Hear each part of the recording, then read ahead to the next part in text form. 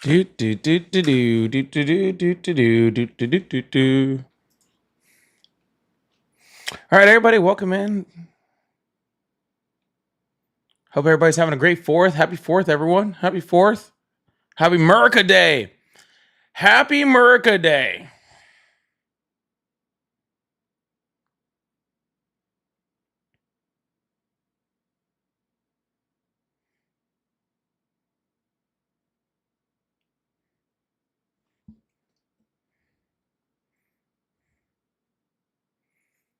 Happy America Day, everyone.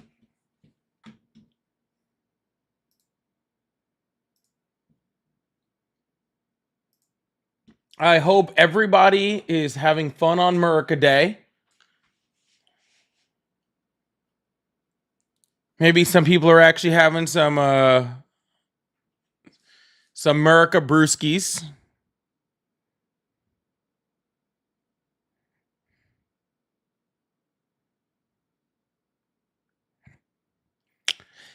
Hopefully everybody is keeping all of their fingers. Okay. It's going to be very important on America Day. Okay. To make sure we keep all of our fingers. All right. Even sparklers, you got to watch them. Okay. They're only good as long as you keep them away from your eyeballs.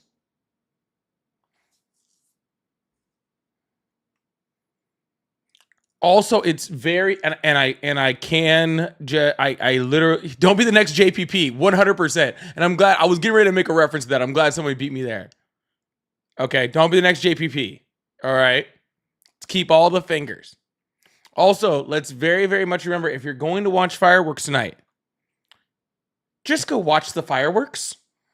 Okay, just go watch the fireworks. 0 people are going to watch your video of the fireworks. Because it's the 4th of July. And if anybody wanted to watch fireworks, they would just go watch fireworks. Okay? Literally 0 people will be on Facebook later hoping to see the video of your fireworks. 0 people. I know you think everyone wants to see your videos. They don't, okay? Just enjoy the fireworks. They make big booms. They're fun to watch. They're bright and they're pretty. Just watch them. Just enjoy them, okay? You don't need to take video. I promise you.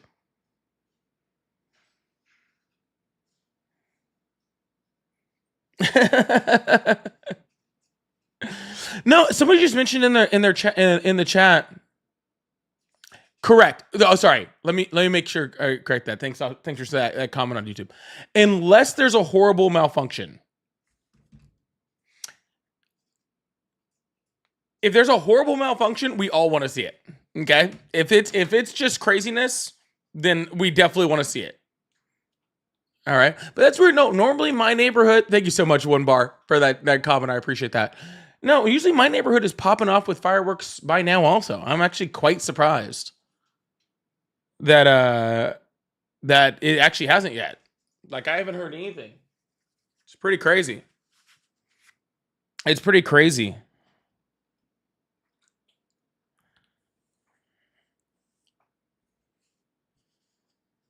But I'm sure it'll start soon.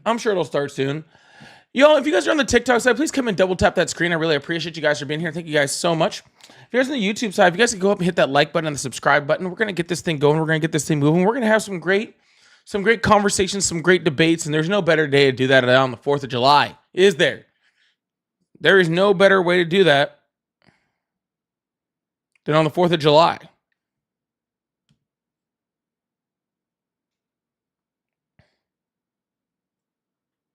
It's the best day to do it. Best day to have these conversations. So, since we want to have these conversations,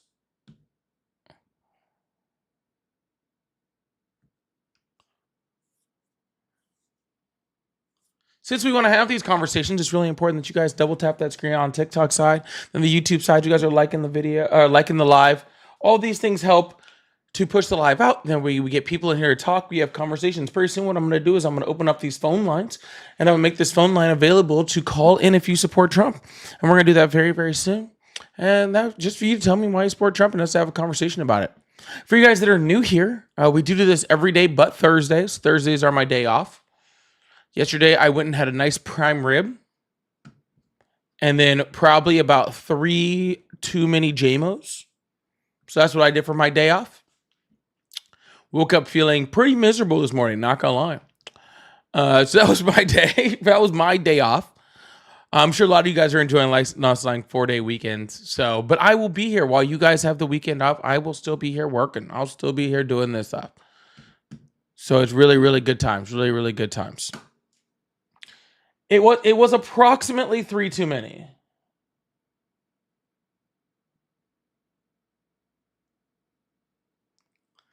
It was approximately 3 too many. But just 3. Could be worse. Could be worse. Is this my job? Well, no, it's not my main job. It is kind of a job, though. When you do as many hours as I do. It's a side job. It's a job. It's a job. It's not the job. It doesn't pay my mortgage, I promise you. It doesn't pay my mortgage. But anyways. All right, well, let's start by getting the headset on. All right, that's a great start. That's a great start. You saw my kit.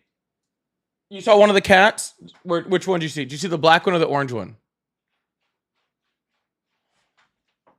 They're both around here someplace. There's a black one and an orange one around here someplace.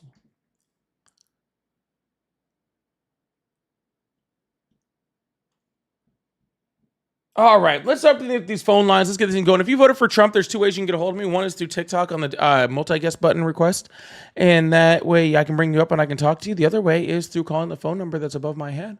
And those are 2 ways you can do that. So if you voted for Trump and you still support him, go ahead and hit that up, and you will be live and be able to talk. The best time to get a hold of me is currently at the beginning. Matt's here. Of course he has cats. Well, technically they're my girlfriend's cats. I have an Australian Shepherd. But, kind of came with it. It kind of came with the girlfriend. Hey, there's Rupert. Rupert's here. Don't worry. Rupert's here. How are you? Let's start there. Hello? Hey, what's up? Hi, how old are you? I'm 20. Awesome. Do you support Trump? Yes, I do. Awesome. Why is that? So I'm a Christian. I'm pro-life, and I believe his policies and yeah, his policies line up better with my beliefs about that. Yeah, and I think they're much better than Kamala's Gotcha. So regarding the pro-life. you literally vote on something that has nothing to do with you, right? Whatsoever. That affects you Hold on. How zero. does it not? How does it not have something to do with me? Well, sir, I was in the middle of explaining that when you stopped me. If you let me finish my sentence, you'd already know that answer. All right. Yeah. So you vote on something that affects you zero because you have zero ability to have an abortion. You do it based off of religion in a country that has open religion, and we should not be creating laws based on your religion. And then on top of that, you don't even know your religion well enough to make a stance on that because the Bible doesn't say anything about being anti-abortion. So that's a pretty crazy reason to support Trump. Okay, so a few things. Number one, abortion does affect me because let's say in the future I, have sex and my girlfriend, we split up or whatever the case may be. She moves and then she decides, hey, I don't want this baby that we had. I want to have an abortion. It actually does affect me. So your point doesn't line up there. And even in general, I mean, just because it's a woman problem doesn't mean that it's a woman's, thing or whatever, doesn't mean that I can't have an opinion on it. That's like saying, oh, because a woman, killed someone, I can't have a say in that because, oh, it's a woman's body, it's her choice. I didn't Incorrect. say you Number couldn't two, have an opinion on it, sir. I didn't say you couldn't have an opinion on it. but it You does can still have an affect me though. opinion on whatever you want to. We are allowed to have opinions on anything. Okay? What changes on whether your opinion matters. Okay? Right. And Yeah, like I you're said allowed in the to have previous no. example, I'm not telling you that you can't have an opinion. You're allowed to have an opinion on whatever you like. I'm telling you that your opinion doesn't matter because you can't have one. But second of all, you're already making a problem because if, let's just say in the future, you do decide to have sex, which by the way, with that attitude, you're not looking like great, okay, to be doing that, okay?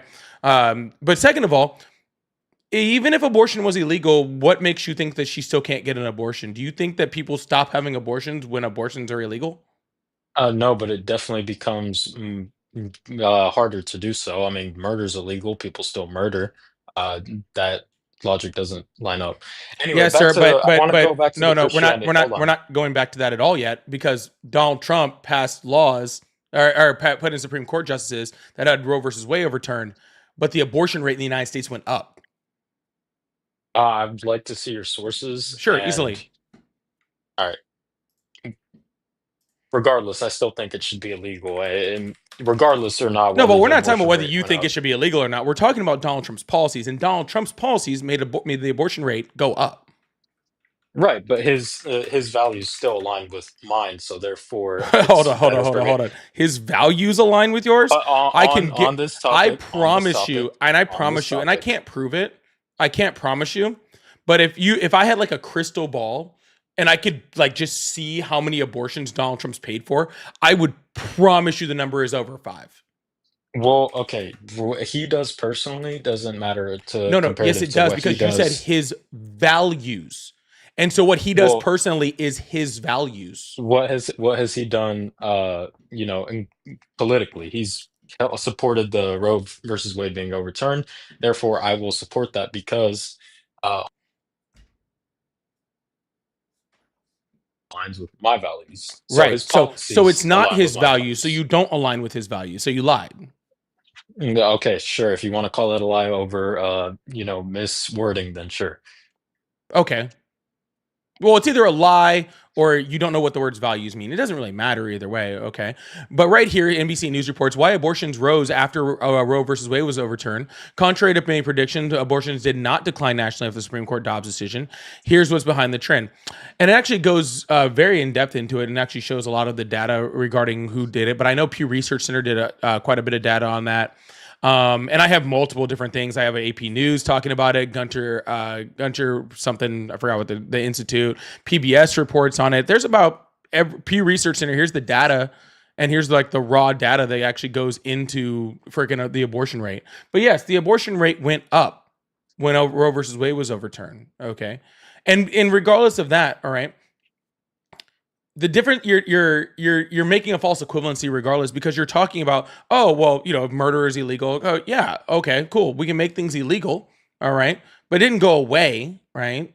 And we're not talking about something that's hurting someone else, we're talking about something that's hurting women, right? So that's the problem. So women are going to Mm, make How does decisions it with their body.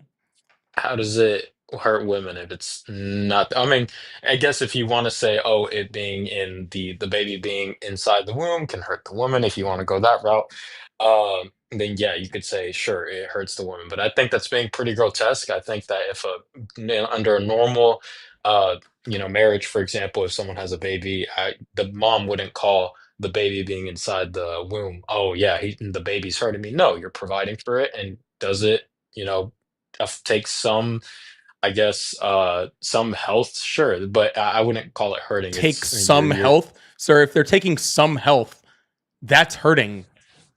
okay, You ever right, played a video but game before?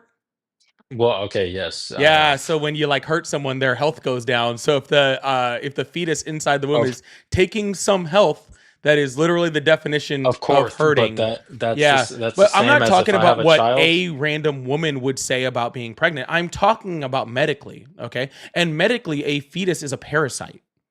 And what is a parasite?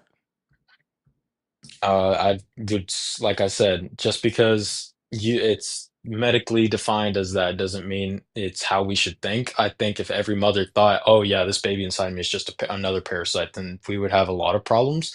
We'd have a lot Hold on, more hold on, hold on, hold on, hold abortions. on, hold on. But now we're going back to your entire thing. You can think whatever you want about it. Okay, I'm not saying that every Okay, woman okay. You needs can to only think. say that so many times Sir, because then we're just no, gonna go, "Oh, you can think this, you can think that." but sir, No. the fact is that it's a parasitic relationship. That's a fact. You're saying, hey, if every woman thought about this as a fact, which it is, okay, then we would have a problem. That's not my that doesn't change that it's a fact. It does not change that the reality of the situation is the relationship between a fetus and a woman and a pregnant woman is a parasitic relationship. That is a fact. Now all you're saying is I don't want to think about it like that. Okay? That's all you're I didn't saying. say I don't want to think about it like that. I said most people shouldn't think about it like that. That's like calling a child, like that's like telling your child, "Oh yeah, you just make me poor." That's a fact. Children do That make you doesn't mean you should poor. think of it that way. Yeah, You they do, why? You but you definitely shouldn't should think think of about it that you way. 100% should think about it like that way. Okay, but you I think if shouldn't people label I think if people you thought about couldn't it like base that your way, they would have less children and probably be more financially stable. so you think we should have less children. Do I think we should have less children? No, I think that people should have children when they're more financially ready for them. Okay, Because if you well, think about the fact that regardless. children are not just, another human being in your life, that they cost a lot of money, that they need to be fed, that diapers are expensive. When you think about it like that, then it makes you really critically think about the choices that you're making when it comes to having children. Right. Right, but And so therefore, we and shouldn't so have when we that have only day. Go ahead. people that get pregnant and have children, right? And they can't financially afford them, well, then who does that burden go to? That burden normally goes to society, right? We see, increases in things like, food assistance, for example, right? Or we see children that are, that there's a certain, number of children in America that go unfed every single night and go to bed hungry, right? These are things that wouldn't be happening if people thought more about the fact that children make you more poor before they have children, okay? So no, that is a good thing to think about also. Right, but it shouldn't be the only thing they think I about. didn't Can we say it agree has with to be that? the only thing. You didn't say it Okay, had to be the well, only thing. on the basis of abortion, though, you're viewing the baby as a parasite solely I'm not and not viewing as a another baby human as a life. parasite. Okay. A fetus is a parasite. It's a parasitic I would relationship. disagree. I think that's a You don't life, and get to that's why we need disagree. to go back. Again, sir, you What do don't you get to mean I don't disagree. get to disagree? Sir, That's a sir, life. see how this, That is a sir, life. Is that a yes, human? all Is that a parasites are human? Yes or lives. no? All parasites are Okay, lives. is that a human though? Is that a human has more value than just another any other species life? A human Well, we therefore can get back to deserves. that, sir. But can you see my screen right here? Yeah, I can. Okay, what color is Rupert? Green. It's Okay, insane. so that's a fact, right? Is that Rupert's green, correct? Mm-hmm. Right. So I'm telling you that Rupert is green. I am telling you that the fetus is a parasitic relationship. Okay. You're Okay, you now want to talk telling about me, another no, no, fact? no, sir. Now you're telling me, you're like, I don't want to believe that Rupert is green. I don't want to believe it. Okay. It bothers, I don't think that people should think about it that way. I don't like the fact that it's green. I'm not asking your opinion on whether it's green. Thank you, babe. I'm not asking your opinion on whether you agree with the fact. It is a clinical fact. Okay. It is a medical fact that it is a parasitic relationship. Okay. I'm not, if you want to say I don't like medicine and reality, that's fine. Okay. But Okay. that doesn't change that it's a fact. Okay, do you want to talk about another fact? A zygote is a human. How is That's a another zygote scientific is fact. not a zygote Yeah, go look it has up. human DNA? Is that what you mean? But it is a human. How It do you is to define human? classified as a human species. It How is do a you human. define human?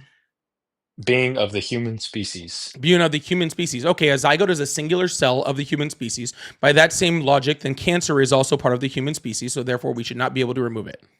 No, because cancer isn't doesn't have it can't be its own person A in the zygote future. cannot be its own person either. If you were to remove A cancer cell. yeah, if you remove a Can zygote from the parasitic relationship, then it is not its own person either. It just dies, just like cancer. Okay, same thing with the 1-year-old. If you take a 1-year-old away from its parents, it's going to die. If you take no, it's not. 1-year-olds are taken away from their parents all the time. I was adopted when I was 6 months old, and Okay. so therefore, and I'm doing just fine. And I was taken away from my parents. Okay, not parents when you take away its provider. There you go. You take away all providers. See, the difference is, sir, I was provided for without being a parasitic relationship. Yes, I needed to be fed under some sort of, under certain circumstances, stuff like that. But I wasn't taking those resources away from somebody else's body in order to do that. Okay, I mean I would, by that logic, if I take you away from your parents, I'm not sure you would survive. That doesn't really change I much. Okay, but a I would zygote, but disagree. just because something is of the human species and has human DNA does not give it a right of some sort under the Constitution or religiously. So I would disagree. You said that taking something as a child from your parents, like such as resources, food, or whatever, doesn't affect your parents' body. I would actually disagree. I think in order to work, usually most people, take a suffer and take a toll on their body, whether it be low amounts of sleep, whether it be something. So, I mean, it takes physical effort to work. So therefore, I would say, in a sense, if you want to look at it so Sir, obtusely, I mean, yeah, let's just say I was completely rich and born that way and I never had to work a day in my life. Am I taking is anything being taken from me? objectively, yes, it's still getting taken from you. Oh, but it's doing harm to my body. Not necessarily Okay, then harm, again, but you're still I getting just you're proved you still wrong getting anyway. Regardless of any of that, again, you don't have Constitution. okay, The Constitution does not give fetuses rights. Neither does the Bible. Okay, the Bible doesn't even classify some woman that is pregnant and the fetus inside of her as human. It doesn't. It makes that can you give me very a very Bible clear. verse for that? Yeah, Numbers 5 is one of them. Numbers 5, can we read it? You haven't read your Bible? That doesn't mean I'm gonna know every single Bible verse off the top of my head. No, Okay, well, I have Numbers read my 5 gives the Bible. example, shows you how to, it gives priests instructions on how to give an abortion. Okay, but the Bible is very clear in multiple spots. Can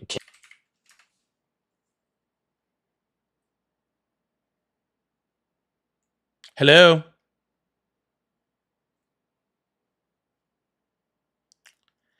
hello, hello, hello? hi. Yeah, can you read me Numbers 5? You want me to read you the whole chapter? I'll let you do that on your own. Not the whole chapter, but the part where it says that a fetus doesn't have No, the I've right just to read that life. Bible verse so many times, educating Christians on their own Bible that like it's not really So you're amusing to only me. so you're only gonna pull up your size. You're only Why gonna don't you source read your it? resources. Okay, I'll read it. Yeah, why don't you read it? I get tired of reading it.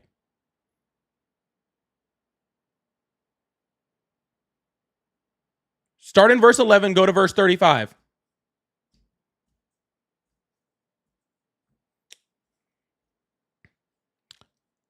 Hello.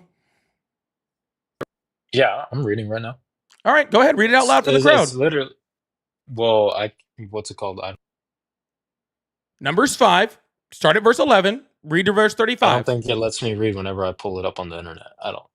It doesn't pick up my audio, Well, so I the can't verses read it are out called the loud. bitter waters. And what it does is it tells in the Bible if a man believes that his wife is cheating on him, to take the woman to the priest with a grain offering. And the priest is supposed to take that grain offering and mix it with dirt from the ground and give it to the woman as a drink. And if that he gives her that drink, then their belly is to swell and she's to miscarry. Okay. So if I give someone a drink and that drink causes them to purposely miscarry, what is that called?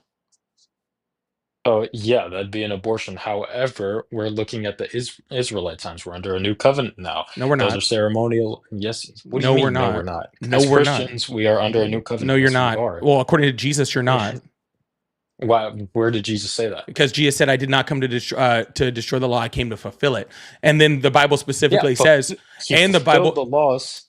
no, Okay, go ahead. fulfilling Go the ahead. law is not getting rid of it. Okay, you can fulfill something all the time; it Go doesn't ahead. get rid of it. And second of all, God said that He's never changing. Okay, so if God believed that at that point in time abortion was okay, then God always believes that abortion is okay because according to your own Bible, God is never changing. He's the same yesterday, today, and tomorrow. Okay. So circumstances change, God doesn't change. And the circumstance was in that time, Israelite was a very sinful place. And number two, you said that Jesus said we're not under a new covenant because he's about to fulfill it. That doesn't mean that we're not under a new covenant. That just means, for example, in the Old Testament, it says that we're to sacrifice animals if we sin. We don't do that anymore because Jesus fulfilled those laws. No, Therefore, that's just you therefore, making you that's just you making stuff up. no, The it's not. Bible That's doesn't say that. yes, it No, does. it Well, okay, doesn't. the Bible doesn't say Trinity. We still believe in the Trinity. Exactly. You believe a whole bunch of stuff that your Bible doesn't say. Okay, yes, you are very, because very of correct. church Your history, Bible doesn't say that. because You of just church, because the because of just church because history and sir, very exactly. intelligent people Your coming sir, together the and reading the Bible hasn't Bible. changed.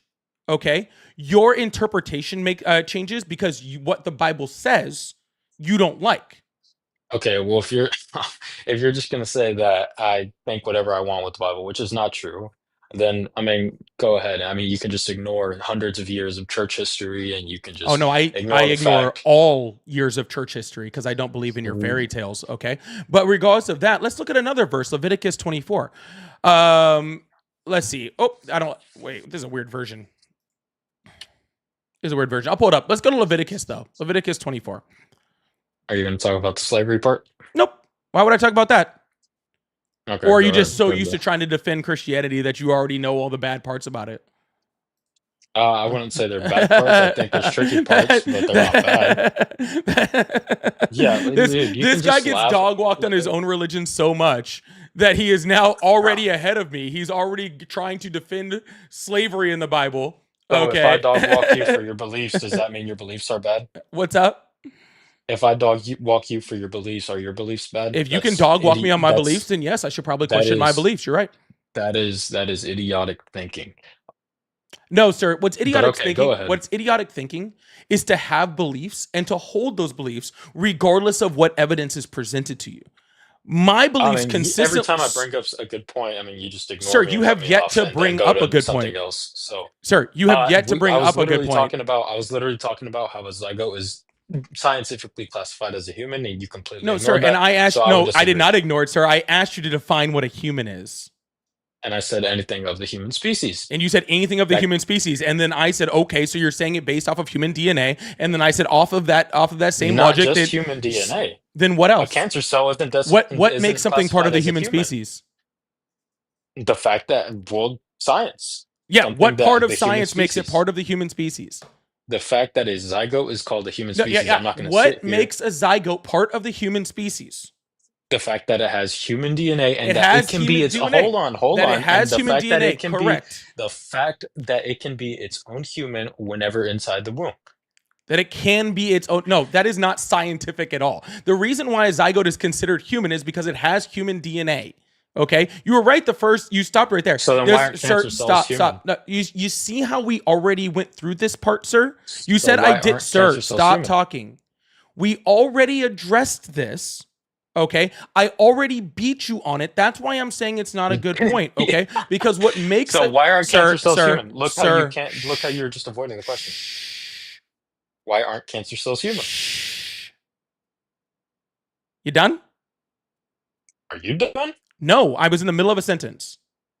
Okay, well, you've avoided my question like No, 20 yeah, because times, you're but okay. asking a question while I'm in the middle of answering the last one.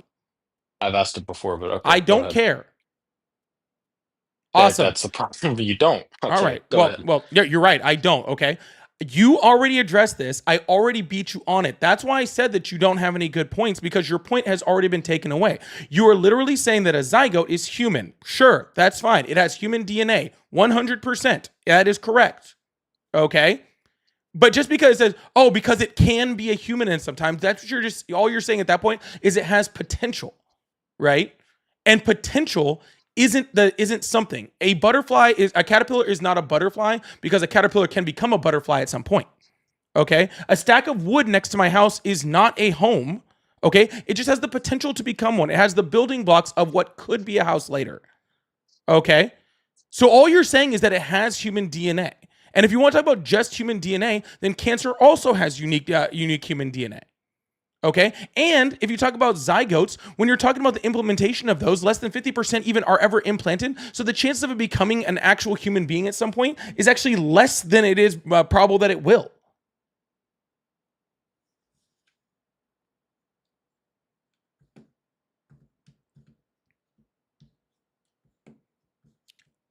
Hello.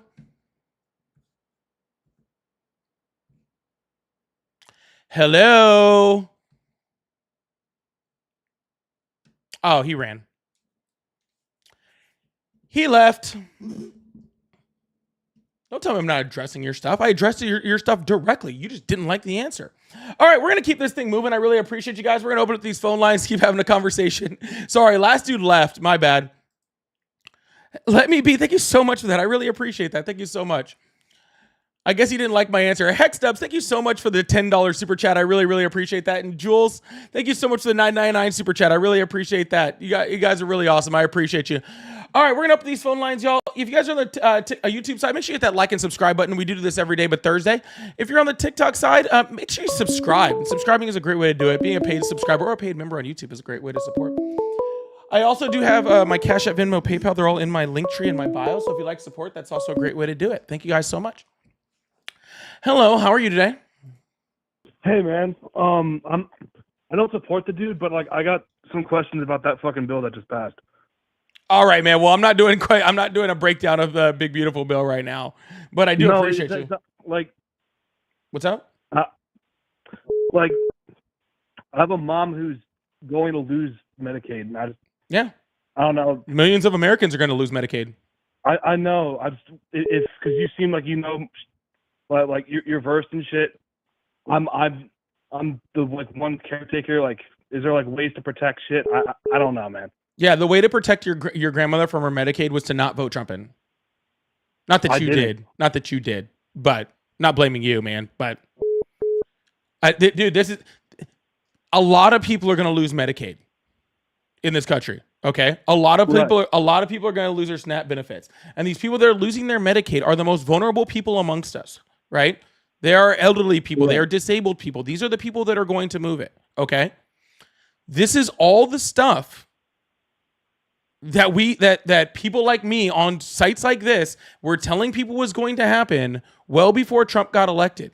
And it just straight sucks, dude.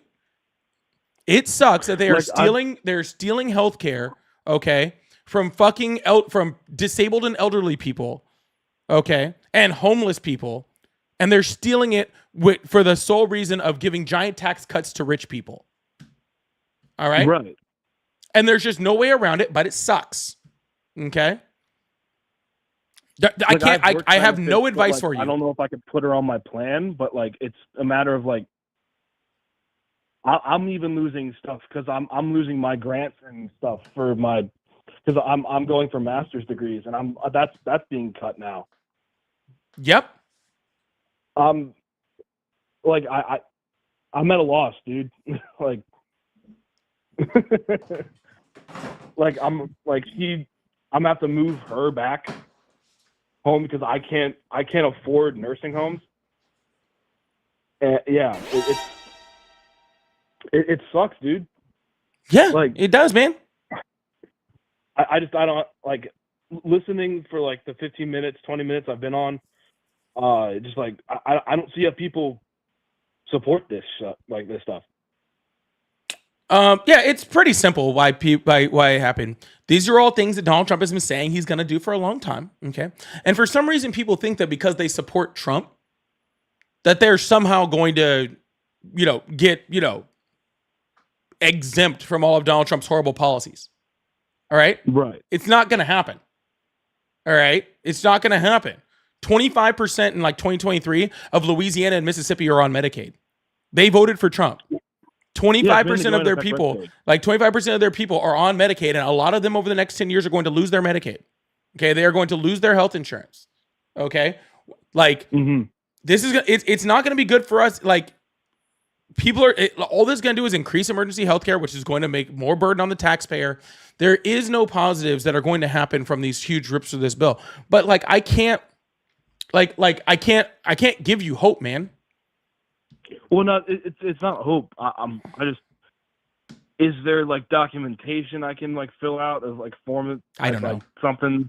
I don't know. Yeah, I will say that the entire point of this is to make the documentation as hard as humanly possible to make it more difficult for people to get there. So the best thing I can say for you is to make sure that you help your grandma and stay on top of the paperwork as much as possible, because they are going to make it purposefully obtuse to make it purposely difficult as hard as it can for her to stay on there. And the only way to really like go against it is to, be on top of that paperwork and hope that you don't miss something. At the moment, like the state I'm in, I have to check in every month to prove that I'm working and that I have some sort of income that's going to support her. Yep. That's yeah. Yep, and So, it's going to be even like, harder soon.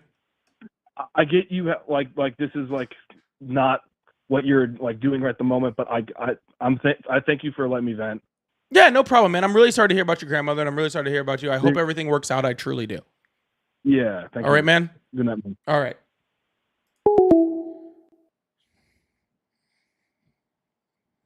Sucks. Unfortunately, his story is just one of many stories that are going to happen like that. Ray, thank you so much for becoming a paid member over on YouTube. I really appreciate that. Thank you so much. Sorry, I know I'm excited. It is really sad because we're just going to continue hearing stories about this, and it's just going to get harder and harder for people. Just stinks. Hello. Hey, yeah, I would like to respond to the person that was talking about, I assume, abortion, if that's all right. Well, he's gone. I'm still here. Okay. Well, I wanted to point out that, yeah, the zygote, yep, potential to be a human, and they want to say, oh, that's the line that you can't cross, right? The thing is, they'll say, hey, you're masturbating. You shouldn't be doing that because that's the potential for babies. So they just keep drawing the line further and further back. Yeah, it's the same thing as like what they did with, with IVF and like all it is a control over people's bodies and telling them what they can and can't do. That is what the abortion laws are for. It has nothing to do with the life of a fetus or, the life of a human being or anything like that. It is simply the ability to control women's bodies because controlling women's bodies is really what, Christianity tells people to do anyway. So it's really not abnormal. But I am going to drop you down because I am looking for Trump supporters right now, but I do really appreciate you coming up. Sorry. Right? Yeah. No problem. All right. Bye. Yep, you bet. All right, please only call if you're a Trump supporter right now. I did have two people that just kind of like camp real quick, and so we're kind of doing something a little different, but that's okay. We're going to keep this thing moving. I really appreciate y'all. And let me be, thank you so much for becoming a subscriber on TikTok. I really appreciate that. Thank you so much. All right. Well, phone lines are back open. We'll see. Get anybody here. Hello, how are you today? Yo, what's good? Hi, how old are you? 23. Awesome. Do you support Trump? Yes, sir. Awesome. Why is that? Well, I loved his strong border policy and also defense and his strong economic policy in terms of bringing back jobs to America. Yeah. So Joe Biden brought back more jobs than Donald Trump did. That was only because of COVID. No, it's not. If you get rid of the COVID jobs, he still was almost double. Well, Trump created millions and millions of jobs in his first term, but then there was COVID, so that's why the numbers look bad. So it's no, he created 5 million and then lost 7 million because of COVID. And then Joe Biden got those 7 million back and then added 9 more million on top of that.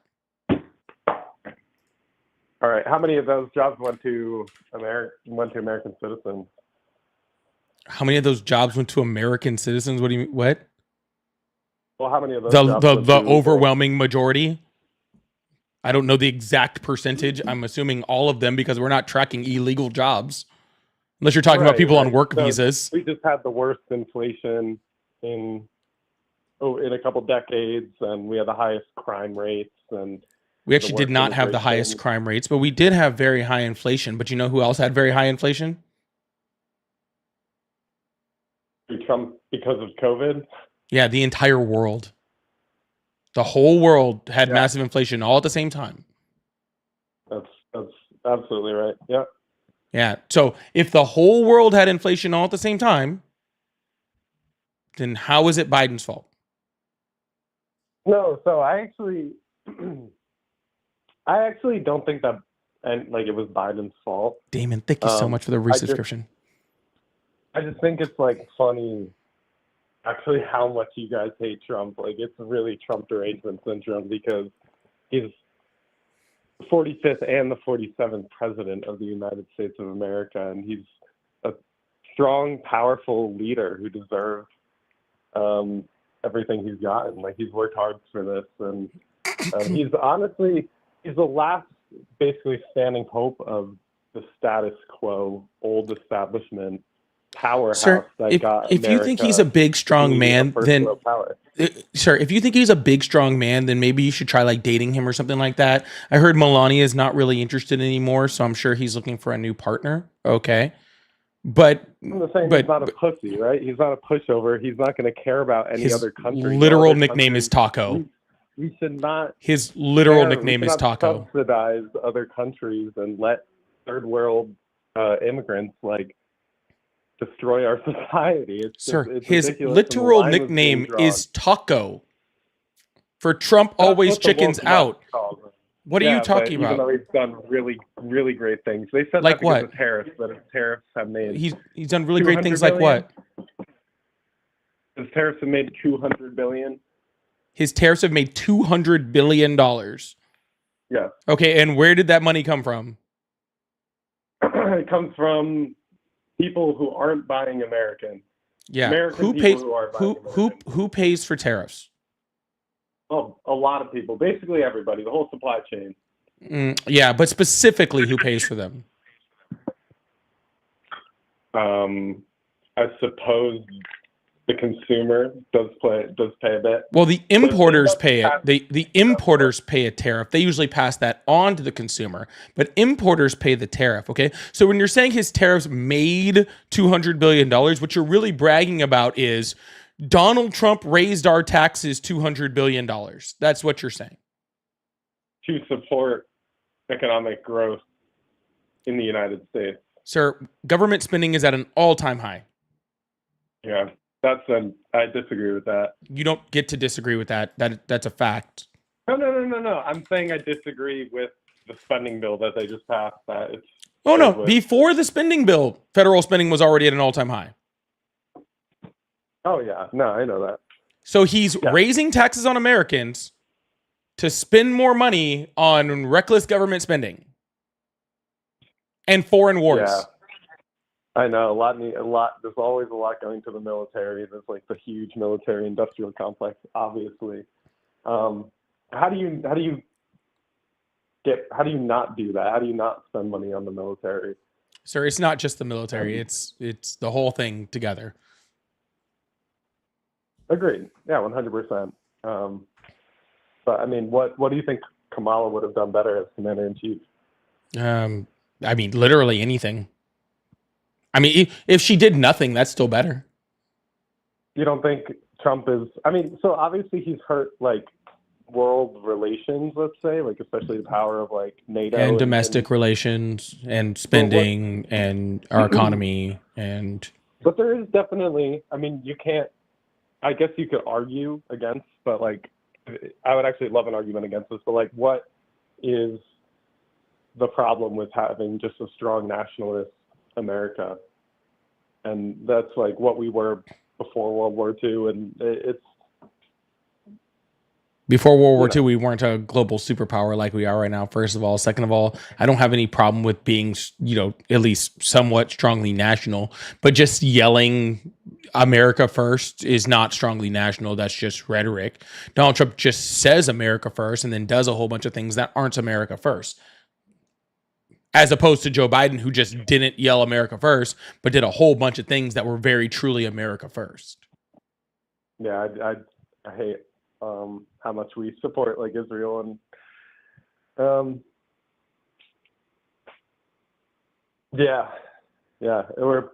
it's tough. It kind of feels like every president, whether left or right, we're all kind of voting for the same train that keeps passing through, but all right, man. I do think every once in a while you do need a conservative leader, and I don't think that Trump is the worst option. Trump is not conservative, and yes, he's definitely the worst option. Right. That's your opinion. But yeah, thanks. All right, man. Have a good one. You too. Yeah, I don't even know. Donald Trump's not even conservative. True conservatives would never support someone like Donald Trump. He's literally not a fiscal conservative. It's crazy. Ramon, thank you so much for the subscription on TikTok. I really appreciate it. All right, we're going to move on to the next caller. I really appreciate that. Thank you so much. Again, if you like support, I do have super chats open on YouTube. Thanks for the subs. We only need like 5 more to hit that sub goal on TikTok too, so I really appreciate that. Hello, how are you? Hello, how are you? American Day. Hello. Hello. Hi, how old are you? I am actually under 18 though. All right, sorry, man. Hi, hello, how are you? Hey, sir, how you doing today? I'm doing well. How old are you? 29. Awesome. Do you support Trump? I don't really have a huge opinion on Trump. I was just listening to you guys' conversation. I thought it was pretty funny. I'm not against him or for him. I just think he's the president right now. Why are you so against Trump, if I may ask? I've never. Yeah, watched no, the man. show or- If you don't support Trump, that's what I'm looking for right now. I do appreciate you though. Have a good one, okay? Yes, sir. All right. I think we can figure that out pretty easily without anything else. Thank you so much for the $1 super chat over there. I really appreciate that. Whoever that was, sorry, I miss it. Jonathan, thank you so much for the $1 super chat. I appreciate that. Hello. Hello. Hi. How are you today? I'm doing absolutely fantastic. How are you? I'm doing great. Do you support Trump? So, first and foremost, man, I want to just say happy American Day to everybody out there, regardless of if you support Trump or you supported the half day we had before him. But you're calling to speak to just Trump supporters, correct? Correct. Excellent. And I'm hoping that you are wishing to speak with Trump supporters that are a tad bit more educated than what they see on CNN and MSNBC and all that, correct? Sir, are you a Trump supporter? I am 100% a Trump supporter, All right. sir. I voted Calm for down him then. when he became All 45th, right. and I support him now when he's the 47th. So Cool. I'm glad to be on your show. All right. Well, all right. Awesome. Y'all, if you're on the fucking YouTube side, can y'all hit that like button, that subscribe button? We do this every day but Thursday. If you guys would like support, again, I do have super chats open and all that for sort of fun stuff too. Jonathan, thank you so much for the super chat. I really appreciate that. If you guys send messages or whatever, I will put them up on the screen just that look kind of like this, and we can talk about them and have some fun with them. So that is a great way to support, and I really appreciate that. And it's really fun. Helps the live go. Fun. Lets you guys talk to me a little bit more fun for everybody else. All right, cool. So why do you support Trump? Okay, first, you say why support Trump? Correct. Okay, That so was the can we question, point- yes. Okay, so can we point to one thing and say we agree on? That when he brought back all the manufacturing jobs to this country, can we agree that he did that? No. What are you talking about? Okay, first off, with U.S. Steel. When U.S. Steel, before Trump left, U.S. Steel was being sold out to China. U.S. Steel is back now.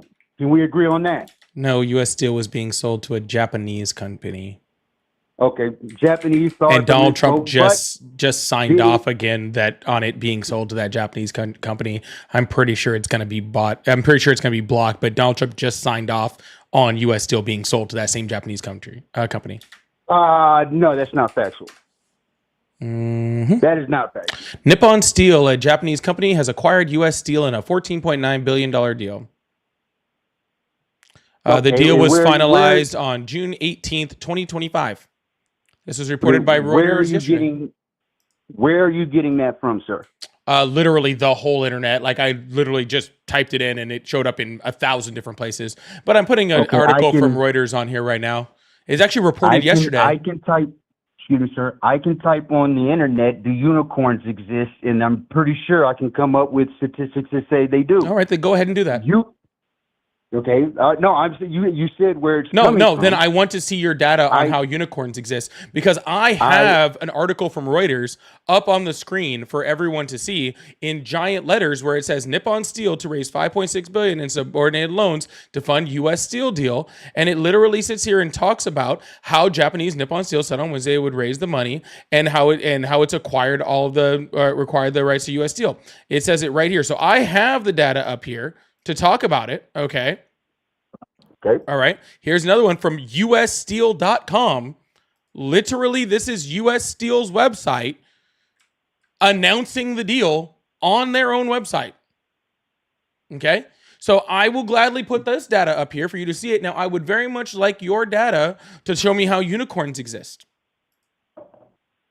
I'm saying you can type it on the internet and find opposing views to anything because the internet is not fact checked. Prime Sir, example was this is If U.S. anybody Steel's hey, website. Sir, I let you speak. No, Sir, I sir, let you speak. sir. This is U.S. Steel's website. This is not Okay. some random internet site, okay? This is Okay. actually U.S. Steel actually saying this is happening. Okay, sir, you asked a question. I allowed you to speak. Now, if we're going to have a conversation, an intellectual conversation, to where both parties can be So educated, we are way and both past parties having an can be intellectual enlightened and grow from conversation, that, okay? then that's great. We are way past having an intellectual conversation. I remember being able to put in CNN and Fox NBC and them telling that the Russian collusion thing was 100% fact. So you can type anything in the internet and find factual. There's truth and false in everything. The action Trump has taken, nobody can point to and say un-American. First of all, sir, if you actually look at the dossier, there was very credible evidence that Russian collusion happened, not with Trump specifically, but within his campaign. So that's not really off. Second of all, The main architect of saying that the Russian collusion shit was true came out and said she was lying. okay. Well, Hillary again, Clinton I'm and her not whole talking about camp her. I'm pushed talking that. about the data from the dossier. Regardless of any of that, sir, the argument that you're making is that Donald Trump is bringing back manufacturing jobs because of U.S. Steel getting ready to be sold off, No, and it was that literally was just one. sold off. So That was one example. that was your only example you've given. So instead of giving another example, you want to talk about things with Russian collusion or laughing or making ridiculous comments when I thought you wanted to have an intellectual conversation. So if you'd like to make another point that I can dog walk you on, that's fine. We can move there first, okay? Okay, so this is what we'll do. Okay, I'll concede to the fact that I know nothing and I'm supporting Trump solely because I like men with red hair. We'll put that position in. Now, I am allowing you to utilize your platform to educate not only me, but the masses that are listening to you on why we should not support Trump and wish that we had Biden back in office. All right. Well, let's make this very So clear, okay? You don't allow me to do anything on my platform. I allow your presence on my platform, which can be revoked whenever I feel like it, okay? Second of all, I in no way need you up here. I will hang up this phone and there'll be 20 other calls that are getting ready to go, okay? I'm Very pretty easily. sure they will. So you don't allow me to speak and nor do you allow me to have a platform. You exist in my world, okay? And only on, at my request. So, okay, I am going to ask you again why you support Trump. And if you can't answer the question, okay, then I will move on to somebody who is more intelligent on the things that they want to talk about. Sound good? I believe, and a belief could be, true or false, that he is a better president than we've had since Reagan. Okay, and why? And why do I believe such? Well, when he was in office the first time, and thus far now, we have not been engaged in any foreign wars. Can we agree on that? This is a joke, right? So what wars did Trump engage in? Iran. During his last term or now? Now, what I mean by engaging, he initiated, not inheriting Barack Obama's bullshit, but actually invoked and started a foreign war, a war period. Invoked and started a foreign war. Well, by that freaking any foreign wars.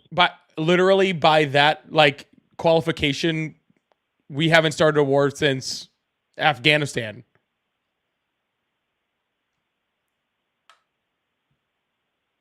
Does that answer my question, or are you just deflecting to a non-disclaimer that he Trump did not attacked start? Iran. Iran didn't attack us. We attacked Iran. Hold on. You said Trump attacked Iran. Yes. Okay. Thank you for letting me be on your show, sir. I am glad that you let this humble servant come and bask in your intellectual prowess. And I hope that your podcast and your TV show.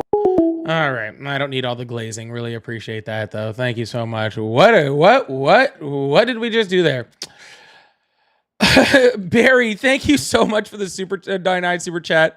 Said Color called himself educated. We're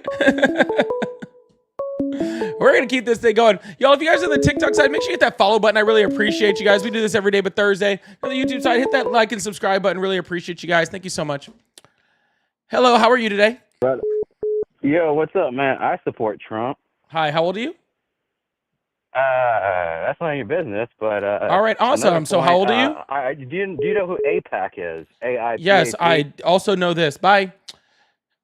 Hello, how are you? Doing good. How are you doing? I'm doing excellent. How old are you? I'm 30. Awesome. Do you support Trump? I do. Awesome. Why is that? He is strong. I know a lot of people kind of struggle with the facts and stuff. Specifically, I'll start with Iran just because that was brought up in the last conversation. He has been strong against Iran and Israel. Israel did start by attacking Iran, and we followed and helped them. But the fact that he was able to end it and get a peace deal, and as quickly as he did, that was probably one of the shortest wars we have ever had. Because it wasn't a war. It was a war. It was not. It was. No, it was not. Because in order for it to be a war, who has to declare war in this country? Congress. But that's awesome. only Did after Congress 45 declare war? Well, you're mixing it up, though. No, I'm Congress, not. Yes. So after 45 days, the president cannot take any further action without the approval of Congress. I am very aware that war, the president... That just means that they have to... Sir. No, that just means they have to officially declare war. No, after that the time president period. has certain flexibility as the commander in chief in order to do military action without Congress. I am not denying that. Okay, that does not make it a war. Okay, and just because Donald Trump wants to attack, how many? Let me ask you a question. How many wars have existed on the planet? Okay, where there has been one attack? There's been a lot. Oh, really? Can you please name another one?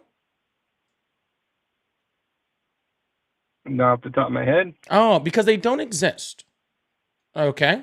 Because wars require, because sir, wars require attacks on both sides. Okay. That the Israel sent a couple missiles to Iran. By that logic, we are at war with Somalia right now, correct? We're involved in a lot of wars. Gotcha. So we're at war with Somalia right now. I don't know the facts about Somalia right now. I mean, we attacked them. That's all you need to know, right? But have they attacked us? Because Iran did. When did Iran attack us? They literally shot, after we bombed them, they shot missiles at U.S. military bases. They shot dud missiles at one military base. Doesn't matter. Sir, I'm still talking. Please stop crashing out. Okay. They shot dud missiles at one military base and called ahead to say they were doing it. That's still military action. I mean, look, I get that Trump so bad wants this to be a war because he wants somebody put him up for a Nobel Peace Prize or something because Obama got one and he's just super fucking jealous of Obama. I totally get it. Okay. Totally understand Donald Trump is super jealous of Obama. I would be too. Okay. Hard act to follow. All right. No. This is not a war, nor, is the war over. There is a ceasefire. It won't hold. Okay. It might hold for a time. That's fine. And they'll be right back at it. Okay. But Iran is not going to allow Israel to be there. And Israel's not going to allow Iran to be there. And they both hate each other. And whether it continues with direct military conflict or continues through proxies, regardless, it will still continue. Well, of course, it's been going on for a long time. I mean, Iran usually takes steps in 1, 2, 3, 4 year lengths. They don't always do stuff immediately. Right, sir. That's the thing about them. They're unpredictable. Correct. I'm not arguing that. I'm arguing the fact of what it is right now. Yeah, obviously it can continue. Like the most wars in the Middle East end up continuing. Yeah. Or they turn So into this whole revolutions and different things he like that. stopped the war by your own admission is a joke. No, he did. Now, if it doesn't hold up for the rest of his presidency, then you can say, yeah, that war continues. Sir, we don't. If it goes sir, to the end of his presidency and nothing escalates, no, that's not how that works. Either he stopped it or he didn't. If he stopped it, then it's going to continue to be stopped regardless of whether he's president or not. Okay, because that's how peace deals work. You can get a bad you can get a bad president in there that could escalate things or continue, or is going to favor Israel. He was actually tough against Israel. No, he wasn't. Let me ask you a question. Yes, he was. He called them out. No, he wasn't. No, he wasn't. Because literally since 1992, Israel has been trying to convince the U.S. government to bomb Iran. Okay, and he was the first president that was weak enough to actually fold to that. Okay, let's make that very, very clear. That for freaking 3 decades, okay, Israel has tried to get this attack to happen, and every other president has been strong enough against Israel to say, no, we're not going to do that. Okay, we are actually going to freaking do things diplomatically to try to make sure that Iran doesn't have a nuclear weapon. But instead, Donald Trump, I'm still talking. I'm still talking. I'm still talking. Okay. But instead, we went with diplomatic solutions that actually helped the situation. And this is by Trump's own admission. He said during Barack Obama's administration, if Obama can't get a diplomatic solution done with Iran and has to end up bombing him, then he's weak. Those are Trump's words. He said Obama would be weak if he could not get a diplomatic solution done with Iran and had to attack them militarily. Okay? And then Donald Trump, first of all, Obama was able to get a diplomatic solution done. Okay, with the JCPOA. Yeah, that created ISIS. Sir, he was able to get a diplomatic solution done with the JCPOA. And now Donald Trump can't get a diplomatic solution done. Okay? And now he's bombing them. So he's weak on his own admission. No. Oh, no. Okay. Well, I guess Donald Trump's own word on Obama did. Let me explain what Obama did. Sir, this is Trump's words, not mine. That created a new terrorist organization that Trump then eliminated during his first term. Donald Trump, he did not eliminate anyone. Yes. No, he did not. They eliminated ISIS. No, he did not. Yes, ISIS still exists. Yes, and taking out the leaders of an organization does not destroy the nation. Destroy the organization. They literally took out the founders. Obviously, it's more than just an organization. It's an ideology that takes many forms. There you go. And so therefore it's impossible to destroy. Good job. Well, it's impossible to destroy ideology. Correct. There'll literally be more factions that get created, but the fact that Obama gave the funding for that specifically, and then also gave the funding specifically for what? That helped create ISIS. That helped create ISIS? How are you pulling that one together? Look up the reports from Assad. Yeah. I've looked up many reports. I'm asking you to explain what the hell you're saying. We gave them a lot of money so that they don't create nukes, right? We did not give them any money. Yes, we did. We gave them billions. No, we didn't. We released sanctions. No, we literally gave them money. We gave them their own money. No. Yes. We literally released sanctions and allowed them to have their own money.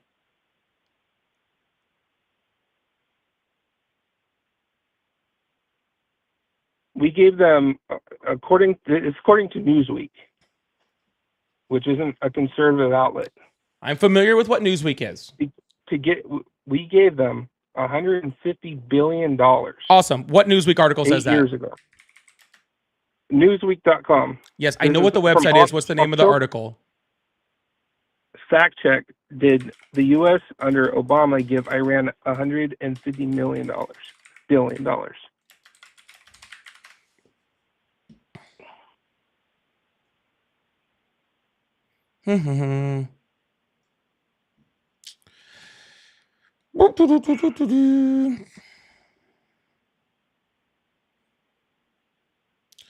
Right here, literally in their article, this was not funding given to Iran. Right here. The amount quoted refers to foreign assets that belong to Iran and were frozen by sanctions imposed to impede its nuclear program. The JCPOA was also an international agreement between Iran and a number of major world powers. Literally, you just had to read down a couple sentences, man. And if you read down a little bit farther, it says that it was that the money was mentioned to the Atlantic in a interview with Obama Yes. in 2015. Yes, I am very aware. How much of these assets were worth has not been released, but 150 billion is the highest estimate provided by U.S. officials. The figure was mentioned in passing by Obama in an interview with The Atlantic when questioned where the money could end up. The question is, if Iran has 150 billion parked outside of the country, does the IRGC automatically get 150 billion? Obama said. Does that 150 billion then translate by orders of magnitude in their capacity to project power throughout the region? These are just questions that are being asked. But right here on the paragraph, this was not funding given to Iran.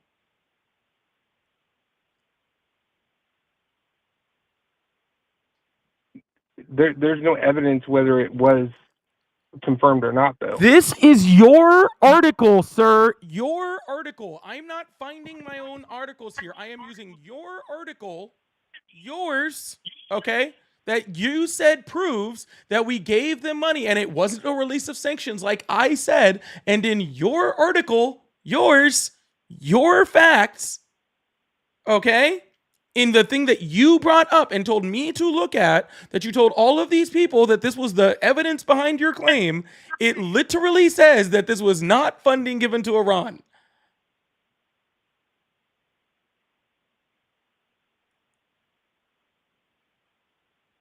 I mean, it's a Sir, this is how confident I am in the things that I'm saying that I knew that you weren't talking about. That I have no problem pulling up your evidence to show you that you're wrong. Okay? We did not hand Iran $150 billion.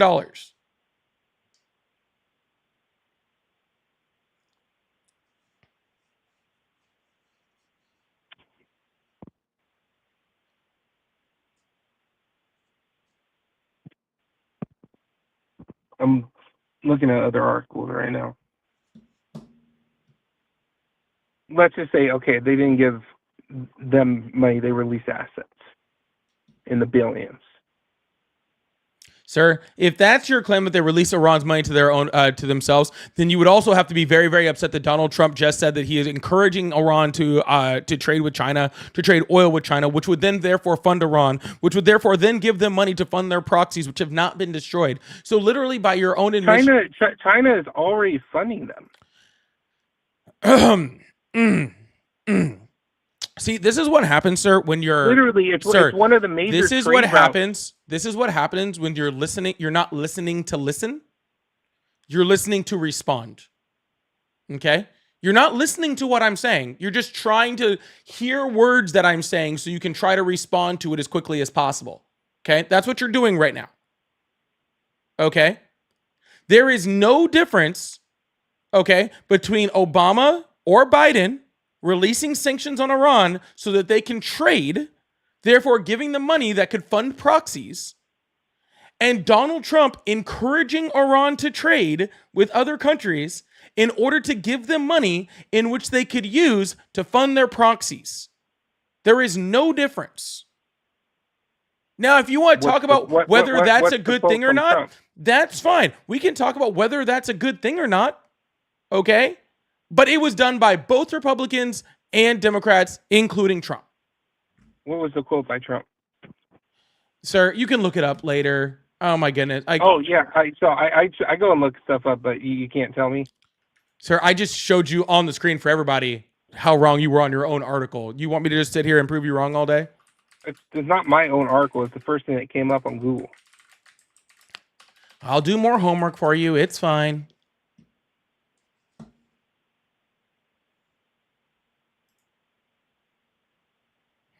Trump says China can buy Iranian oil, but urges it to purchase U.S. crude.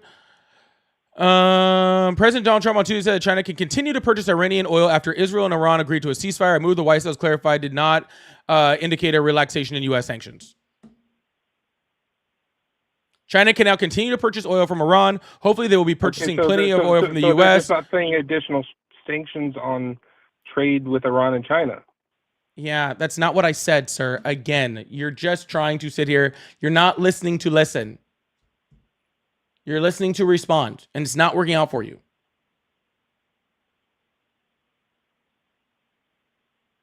Okay, so what's the quote then? I just read it.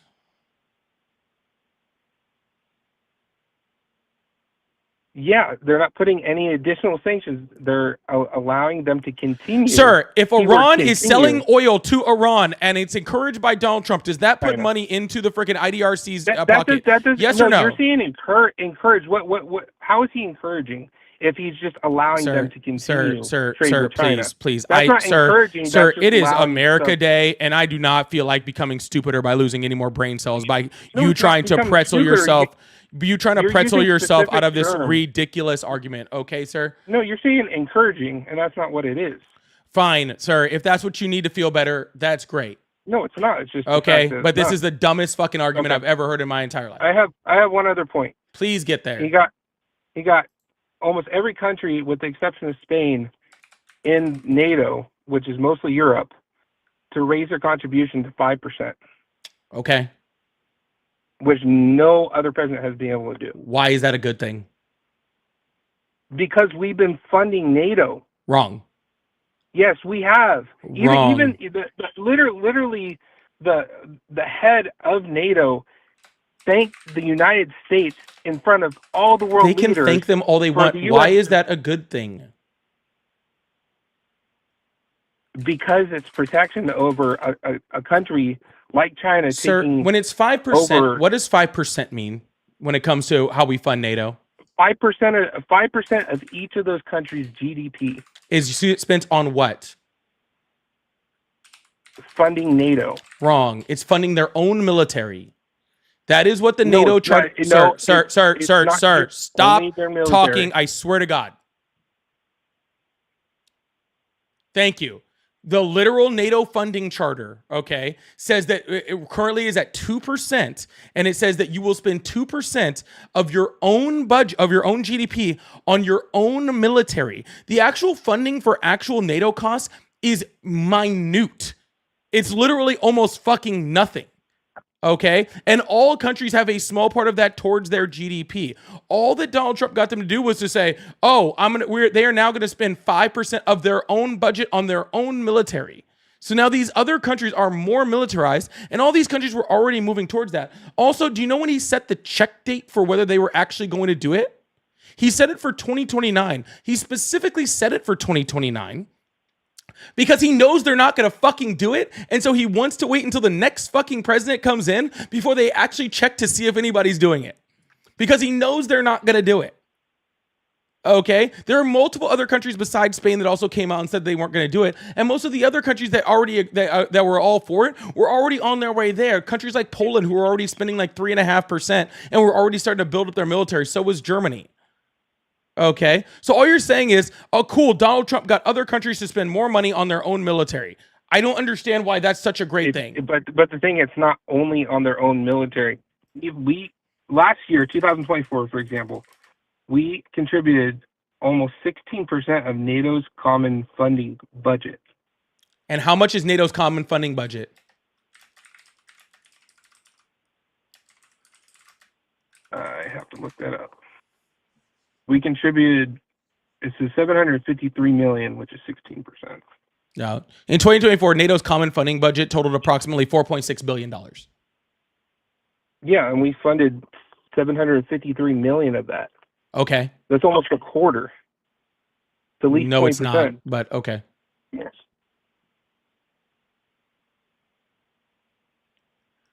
Cool. So what, next year we get to spend what, only 600 million instead of 715 million?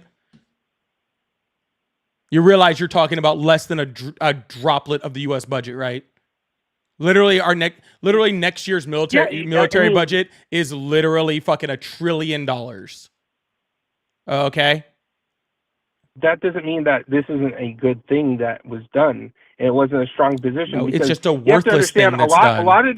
A lot of these countries, especially the smaller ones, they don't have the amount of money. Like $753 million to a lot of these smaller countries is a lot of money. We're literally one of the largest countries in the world. So all of NATO so it funding. seems minute to us. So let me be very clear here. Okay. All of NATO funding, NATO common funding, is less than 5% of our defense budget. Okay. Yeah. And you're complaining that less than 1% of our defense budget was being spent towards NATO common funding. I'm not Okay. making a complaint. Yeah, no, you are. That's exactly what you're doing. You're saying, "Oh, we were No. spending this $700 and something million. Cool, dude. That doesn't mean No, I'm shit letting- in I'm the letting you know American what the budget." numbers Okay, are. that does the amount of money we're going to save on that is less than Donald Trump is going to spend on golf trips It's not this year. It's not about saving money. It's about a position of strength. Sir, I'm not arguing. if other because countries' it's a militaries get it's a stronger, minute amount of money. if other countries' militaries get stronger, does that make the United States stronger or weaker? It makes the United States stronger. It makes us weaker. It means No, the it parity doesn't. in between them is closer. No, it doesn't, because Yes, it they does. are our allies. These aren't people that are actively against us. Look, dude, These I are have no people that problem with them literally wanting to want to- spend it. I have no problem with wanting them to spend this money. One, there's no punishment for not doing it. Two, multiple countries aren't doing it. Three, most of the countries that are doing it were already going to be doing it. Okay, so it's fine. Like, it's whatever. If countries want to spend more money on their military, that's fine. Literally, But it's not this threatened threaten them with reduce- what? to reduce our funding into NATO. We're still going to be contributing a high percentage, Sir, if- more than any Sir, other country. If we But the fact donated that we're able to get these 0% countries to do NATO more. common funding, if we did 0%, NATO would still be just fine.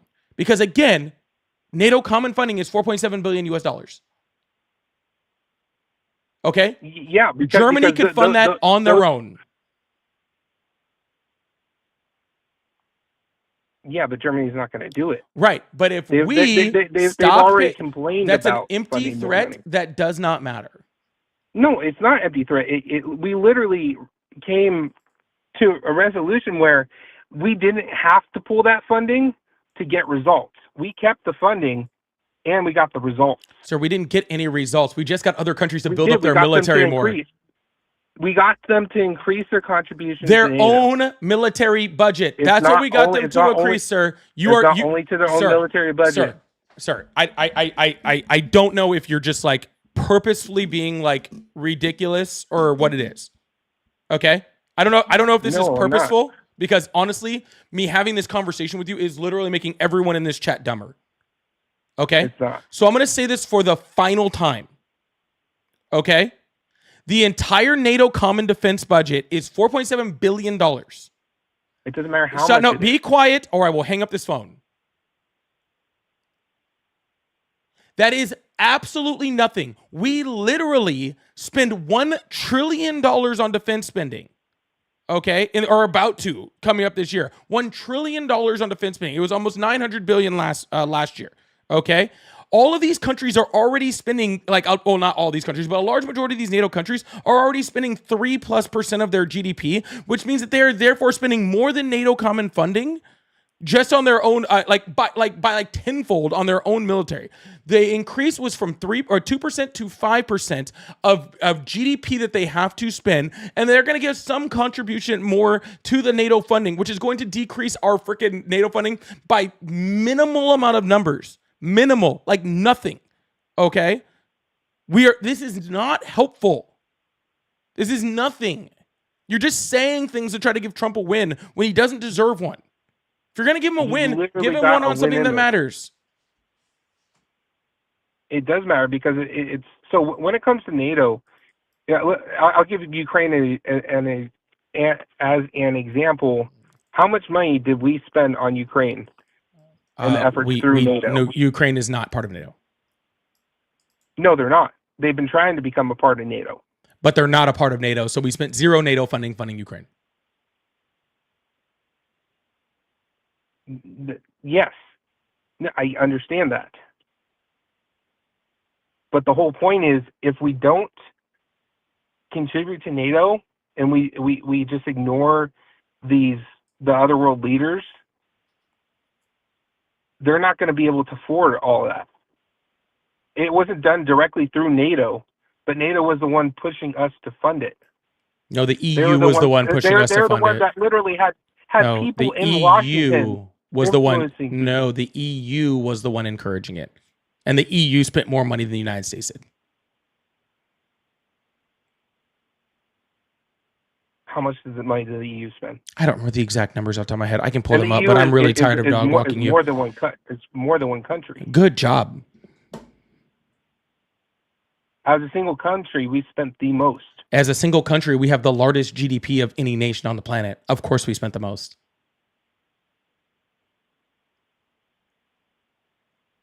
Point is, it doesn't matter about the amount of money. It's the fact that we got to them to increase how much they're funding to NATO without All right, sir. Well, actually having to pull anything. all right. Well, that's sir, and the since you major thing. simply can't get it, I'm sure my chat completely understands what I'm saying, since you obviously cannot understand what I'm saying. So I hope you have a wonderful day, okay? There's one more thing. Nope. Bye. E- Nope. Mm-mm. There will not be one more thing. MAGA lover, thank you so much for the super chat. Says Trump is your daddy. Your guys' weird daddy kink is very strange. I just thought I'd let you know. Your guys' weird daddy kink is very strange. But meh. And Shannon, thank you so much for that 199 super chat. I really appreciate that. It said so strong he can't even hold his bowel movements. Such a strong big man. Such a strong big man. That's why he always talks about like the big men that are supporting him. Big burly men crying. Big burly men crying. John, thank you so much for the Cash App. Said $3 for the $3 Cash App for a man to enjoy this beverage on me. These people are crazy. Thank you so much, John.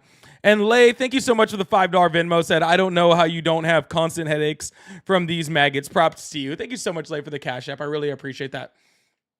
All right, y'all. Give me 5 seconds.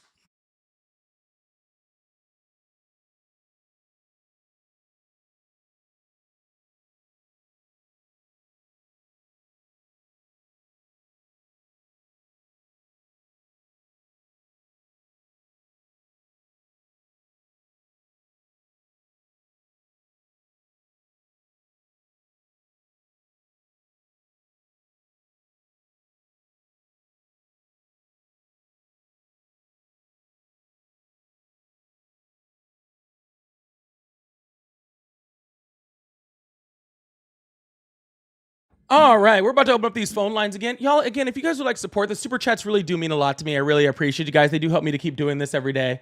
So your support really means a lot to me. I really appreciate that. Also, again, like I said, becoming a paid member and becoming a paid subscriber on TikTok or YouTube is also a great way to do it. And my pay links are in my bio if you guys would like to support. I really appreciate y'all. Thank you so much. You guys are absolutely awesome. Thank you, guys. Hello, how are you today? I'm doing good. How are you? I'm doing great. How old are you? 45. All right, awesome. Do you support Trump? Yeah. Awesome. Why do you support Trump? Well, do you mind if we touch on a couple of things that a few of the last callers were talking about? Because I think I can give a little bit of clarity, which I don't think you'll agree with, but I think I can clear it up a little bit. Sure, why not? The U.S. steel acquisition. What about number one? It was sold to a Japanese company, but I think you could make a case that it will benefit the United States more. I'm not saying it. I'm not saying. that acquisition. I'm not saying it will or it won't. His thing was that the colors thing was that he stopped it from being sold. I didn't make a comment on whether it was good or bad for the United States. I just made a comment that okay. he said Donald Trump has stopped it, and that was obviously not true. Sorry. You're good. But do we understand? Do you think the chat understands the details of that? You think it's worth going over a little bit? Nope, I don't. All right. And then NATO, I think the increase in spending, which I know is pushed out to 2029, so it's really just a posturing. But I think that benefits the United States because they purchase weapons from our military industrial complex. So I think both of those moves on the surface may seem like they weren't, but I think Nippon going U.S. Steel going private is positive, and I also think that the increased spending is Yeah, I think if there's one group of people that don't really need too much more help in the United States right now, it's the military-industrial complex. But I guess I can get your point. No, I agree, but again, they hire the majority of their employees, both U.S. Steel, which is manufactured in the United States, and Raytheon. The majority of their employees are U.S. citizens. Yes, I We can agree. make it But up. again, we don't even have the jobs for them to hire right now anyway. So And then if we go back a couple of calls back, I mean, if we're going to use the logic that Congress has to declare war, then I mean, then Donald Trump has not entered any new wars. Still, I mean, if we're following our own logic, we have to be, intellectually honest with that. neither did Biden and neither did Obama. Then Fair enough. I never said the they whole did, idea but- that Israel attacked their nuclear facilities. Iran responded. We attacked their nuclear facilities. Iran fake responded, and then all of a sudden, all of that it constitutes a 12-day war is a joke. Okay, like I'm sorry. It's just not a war. I'm sorry. It's just not. I don't disagree. I don't disagree with that, but not being a war, I think, is the positive thing. I think whether or not you think he got convinced by Bibi to enter that or not, it's still up to this point was successful. No. What was successful about it? We don't have a nuclear deal. We don't know where their uranium is at. Well, I would say the positive is that it led to, although it may pick up again, but it has led to a ceasefire, at least in verbiage. Yeah, sure. It led to a ceasefire that, again, didn't even need to exist before last month. Yeah, but I mean, I would say that our closest ally, as if anything we can do to stop that, I think is positive. Period. We could have stopped it from the get-go. Donald Trump already showed that, Israel was going after, what's his name? Khamenei, whatever his name is, the leader of Iran. Yeah, right? yeah. And that Donald Trump vetoed it. And we also know that Israel, called Donald Trump before they attacked for permission. So Donald Trump could have stopped this with Israel before it started. But he chose not to. He allowed it to start. And now we're saying that he gets credit for stopping it. And that just doesn't make any sense to me. I have a difficult time with that. I think if any, I have more of a problem with his diplomacy being used as a smokescreen to allow Israel to enter. But more and more it seems like we're not allowing them to do anything. If I'm going to be honest. Israel doesn't do shit without our permission. Oh, I don't know. I'm telling you. I can make a case that leaders in our past, I think that's true, but it just seems like Bibi has. I thought it was posturing at first, but him pulling the chair out for him on his first visit to the White House. All this stuff makes me think that there is some intelligence that Israel has on Trump, because nothing else explains to me the action. You think Israel has some shit on Trump? I'm pretty sure that doesn't surprise me at all. Yeah, they have carte blanche, as far as I'm concerned. I mean, but at the same time, I think that everyone on the globe is seeking possession of that area of the world, and our best chance at it is Israel. Israel is it's basically a surrogate at this point. It's not our best chance. It is the chance that we've made. We created the ability. Israel's standing in that region, and now we're sticking to it for some reason. But what would be a better? You said it's not our best chance. What would be our best chance? Well, I mean, I don't. If we stopped funding Israel tomorrow and stopped giving them weapons, they would probably be disappeared very quickly. But 100%. But Yeah. then I think we lose our hold on that region, though. Period. Our hold on that region, sir, freaking literally, there's countries in that region that are buying Donald Trump airplanes. Okay. Well, what does that have to do with our? We have a lot of influence in that region. Like literally, Donald Trump went there and apparently got all these trillions of dollars in funding from Qatar, from Saudi Arabia, from like all these different countries or whatever. And they're over there giving Donald Trump airplanes. We have plenty of Yeah. What is that? But I mean, of influence in that region. What does that tell you? Exactly. Right. But because we have a surrogate there. No, we still have just as much influence without Israel there. No, how? The reason why we support Explain to Israel me. has nothing to do with our stance in the region. The reason we support Israel is because of religious regions, which is ridiculous. I can't disagree with that. But the fact that they have the fact that they're centrally located in that region and they are our closest ally.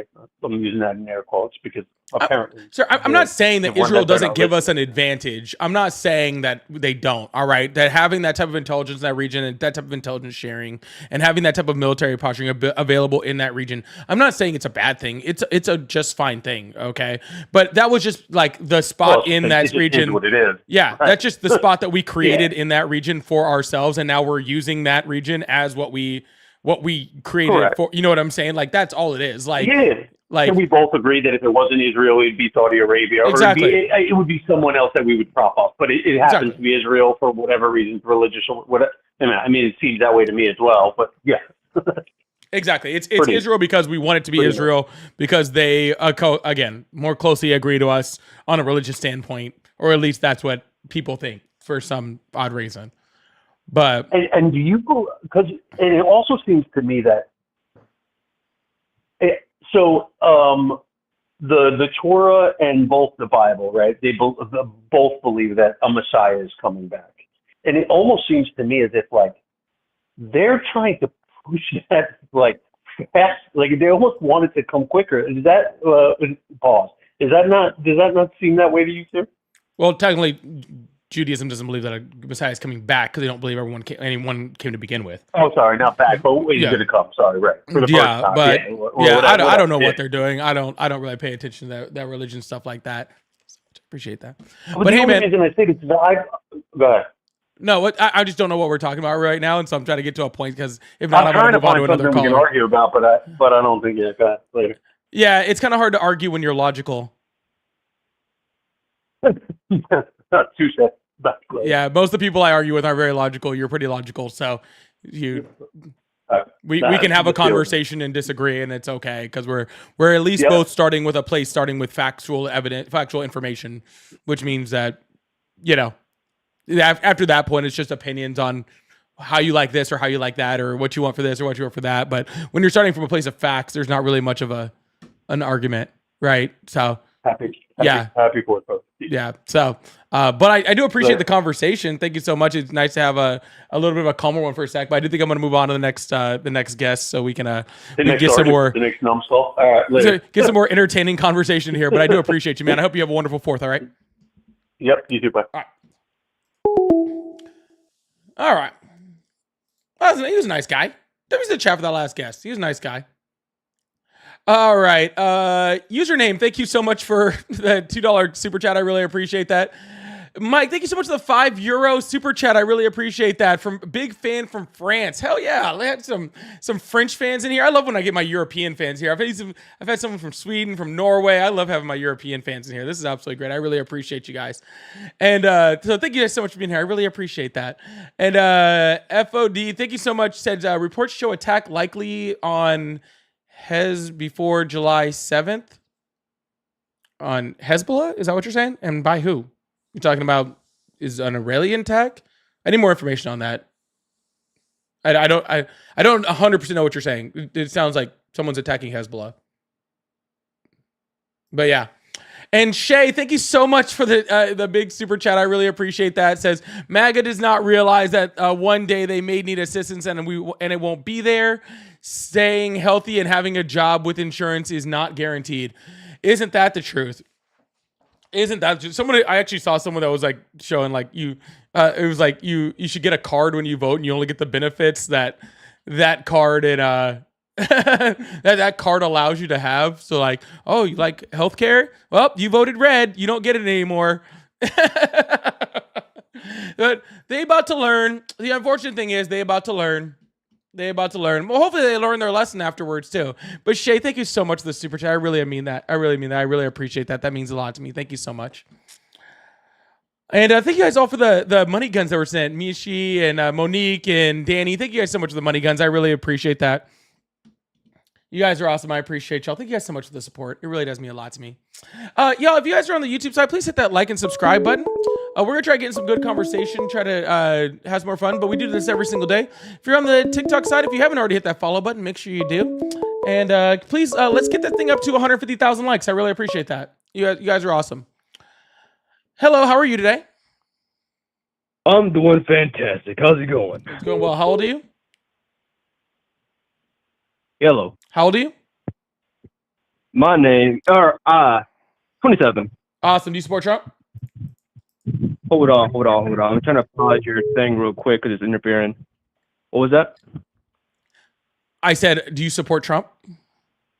I do support Trump. Awesome. Why's that? Really, he's dealing with the illegal immigrants. Really? How's he doing that? He is deporting them. He is funding ISIS more, and I see it more. He's funding ISIS more? I don't like that at all. I do. Why do you support funding ISIS? No, not ISIS. I mean ICE. My bad. Sorry. I didn't know where. Sorry. Okay. Yeah, we should not be funding ISIS. Bad. Okay. He's funding ICE through a funding bill, and again, Biden tried to fund ICE through a funding bill, and Donald Trump stopped it. So how is that any better? So main reason, like I said, is I really do not like how people are coming here illegally. They are taking money under the table. So that's not doing much for the economy here. And they are sending it to other countries. Sir, if you have a problem with migrants taking money under the table, then why don't you go for better laws that more criminalize companies who give money to them under the table? Why are you blaming people that are just trying to get a better life instead of blaming the companies who are literally screwing over your economy? So they are coming here illegally is the issue. Sir, if you want to talk about people that are coming here illegally, Joe Biden deported way more undocumented migrants last year than Donald Trump is on track to this year.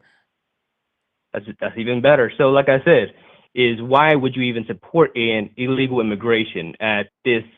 Nobody supports illegal immigration, sir. Again, Biden deported more undocumented immigrants than Trump, and Obama deported more than both of them combined. But you just said that what's wrong with people coming here to get a better living? No, so I did not say that. I said, why are you criminalizing people that are here to have a better life instead of criminalizing people that are literally doing the problem with the economy?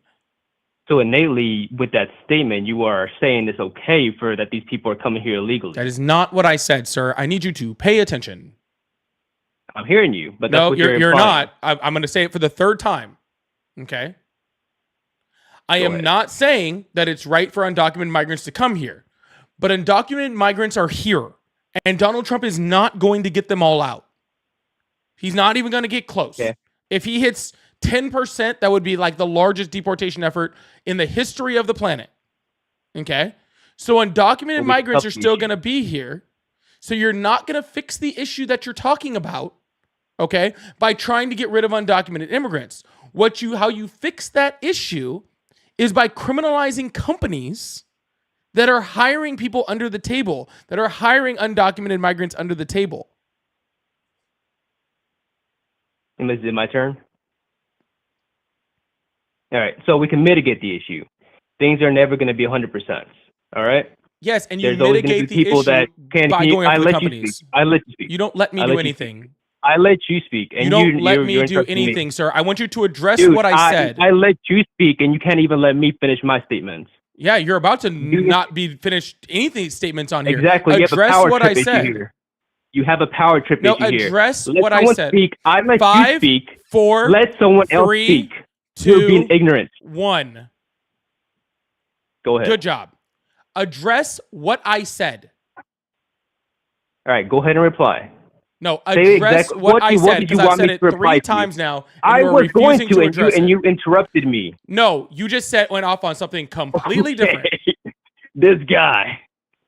Mm-hmm. Well, like I said, there's always going to be an issue with people doing these things under the table if it benefits them. But we can mitigate the issue by deporting these people. We don't mitigate the issue because we can't deport them all. What we can How do can we is not mitigate criminalize these? all of the companies. How many undocumented migrants are in the United States right now? Okay, and I also agree with that. We should also double down on actually getting these companies and not allowing this to happen in the first place. Also, I how agree many with that. undocumented immigrants are there in the country right now? How many are there? That was a question for you. Do you not know? Go ahead and tell me. Yeah, I would gladly tell you. It Because- starts with I don't know. Okay. So, how Your many point. undocumented immigrants are in the country right now? Okay. I do not know. Go ahead and Perfect. tell me. So most estimates put it between 11 and 12 million. The most accurate, the ones I've seen there are closer to about 11.6 to 11.7 million undocumented immigrants in this country. Okay. How many undocumented immigrants has Donald Trump deported so far this year? How many? Less than 300,000. Okay. Which is still lower because last year under the Biden administration, it was 700,000. Okay. So if at the rate, let's just say that Donald Trump doubles Biden's deportation numbers from last year, okay, which he's nowhere close to doing, and gets 1.4 million undocumented immigrants out, and does that every single year for his entire time, okay, he still wouldn't hit half of the undocumented immigrants in this country, which, by the way, again, he's nowhere close to. He's not even at the numbers of Biden for last year, okay? So how we mitigate that issue is not by deporting them, because the numbers that we would need to deport them in order to slowly mitigate that issue, to even slightly mitigate that issue, are astronomical numbers that are not possible. That's what I'm trying to tell you, okay? What we need to do is we know which industries are more likely to hire, undocumented immigrants to do things under the table and stuff like that. We know which industries they are. But instead of going after those industries, Donald Trump specifically is saying that we're not going to go after migrants that are in those industries. Can I reply now? Sure. When I'm done talking, that is when it's your turn to reply. Okay. So, I can't understand whenever you interrupt me all the time, man. So, and especially whenever you do like a long. Dude, the whining is, I am over it. Kind of hard to tell. Exactly, because you can't contest. All right, we're gonna move on to the next caller because I am tired of talking to children. So we're going to keep this thing going. Sorry, I'm over talking to children. All right, phone lines are back open. Wow, that's the first time they've been dead all night. That's pretty cool. That's okay. We can keep going.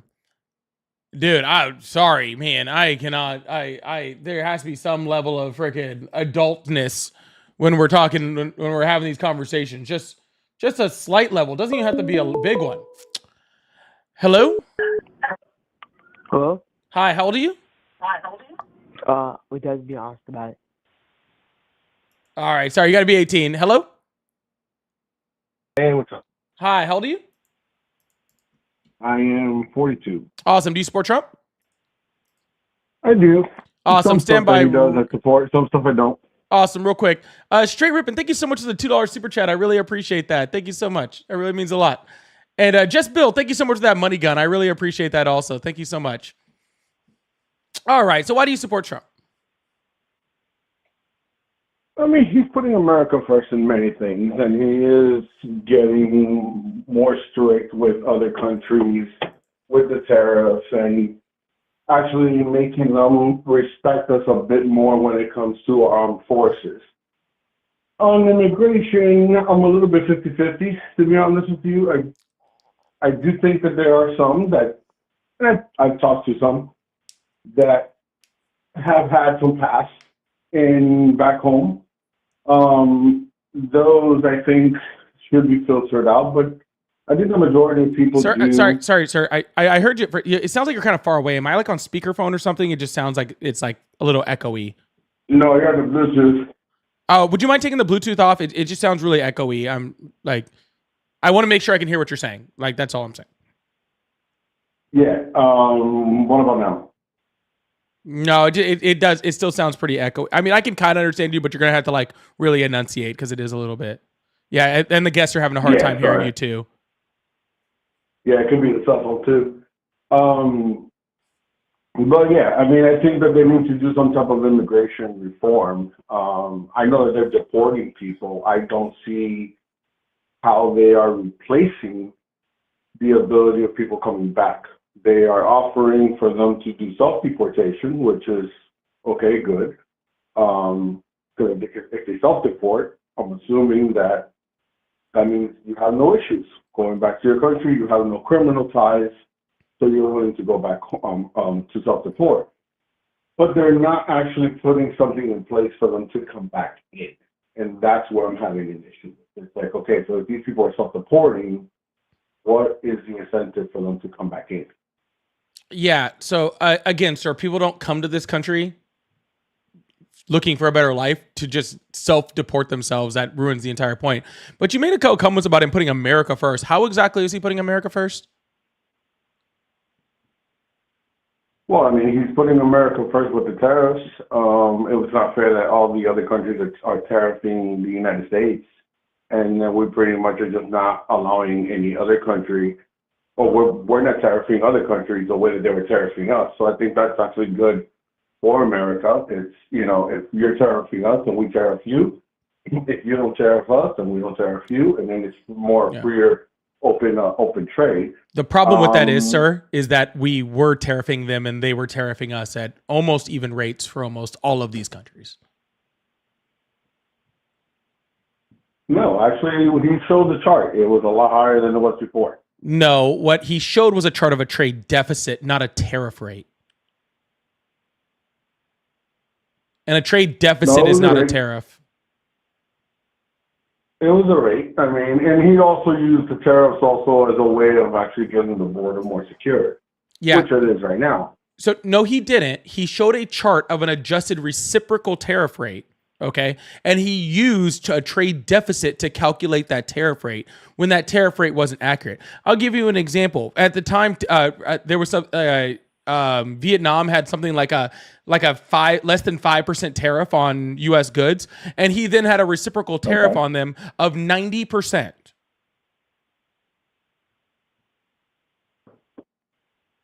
Okay. Okay. What he was calculating was a trade deficit, and a trade deficit isn't necessarily bad.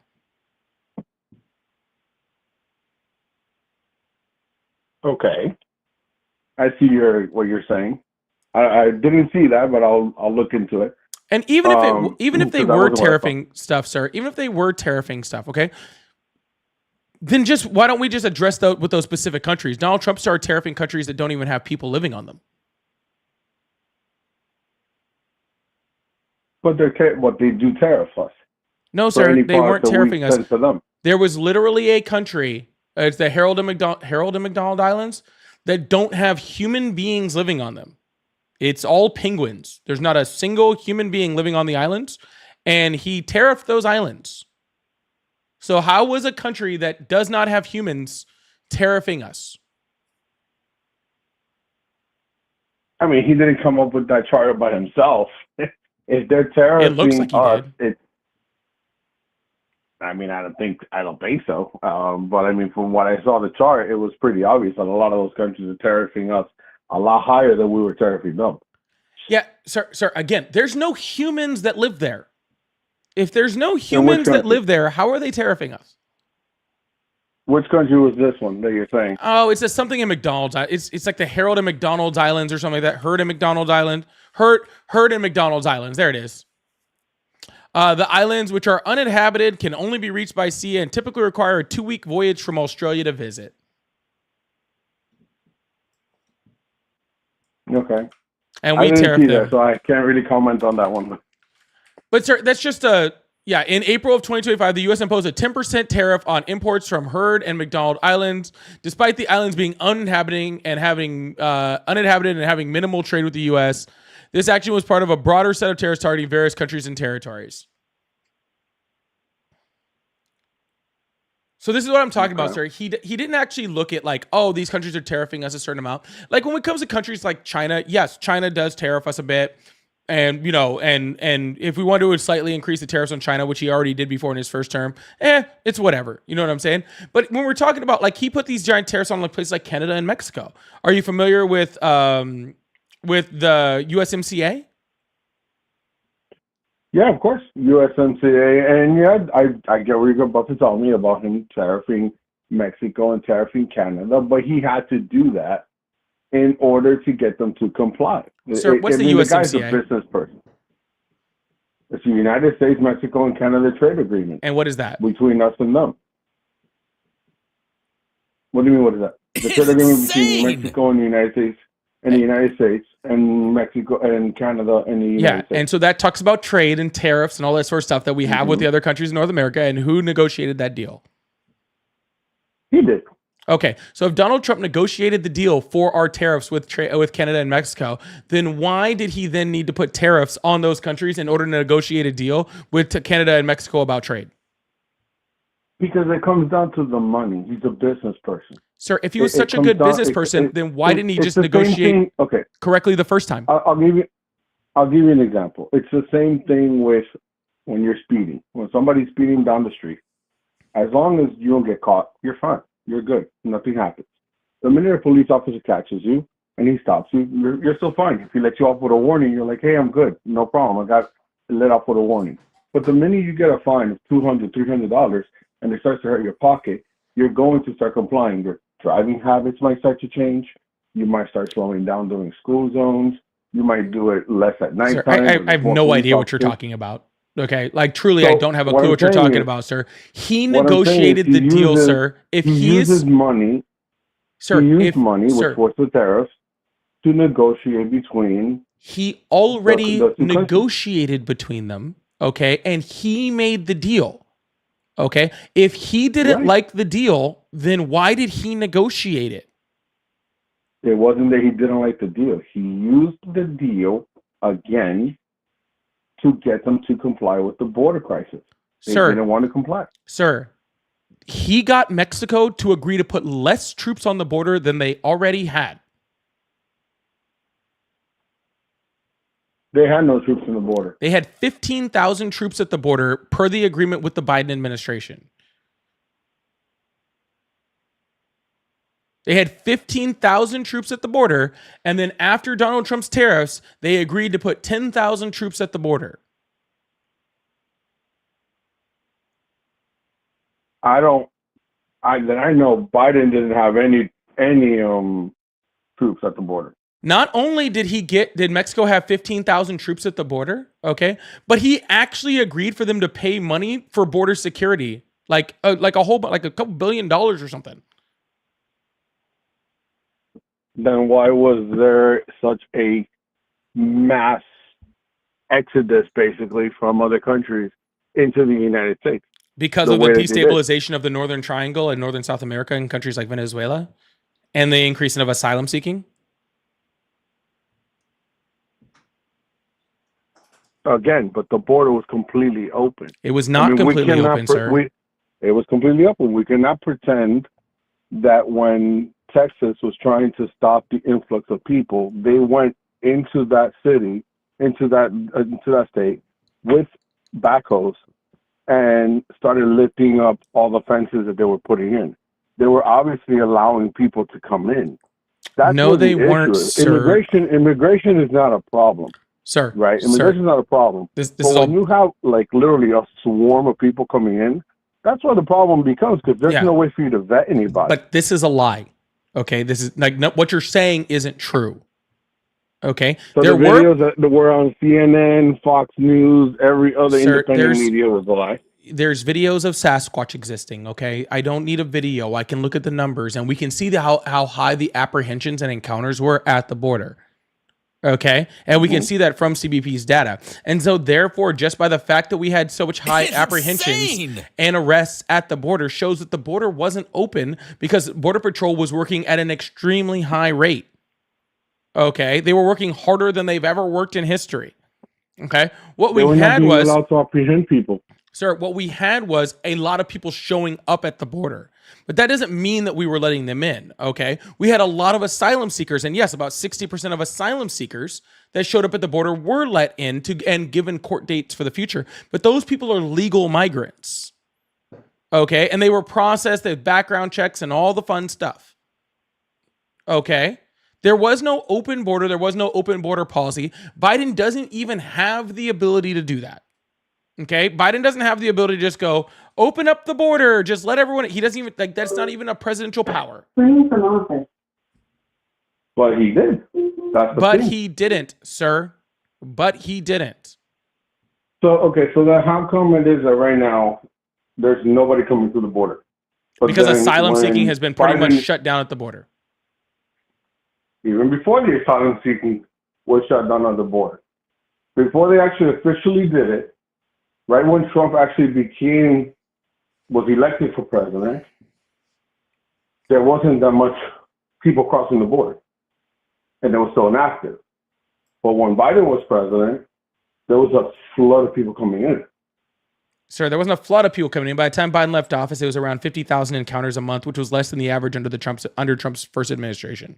Okay, but Donald Trump has essentially shut down legal migration in this country, and it's being challenged in court right now, which is why we're seeing less border crossings. And again, this is only for people that are here legally and people that are being caught. We still don't know how many people are getting around that. Just like we don't know how many for Biden either.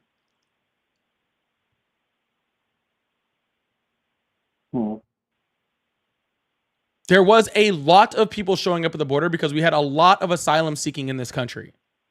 But asylum seeking is legal. Yeah, it's legal through the port of entry. No, it's not. It's legal regardless of port of entry.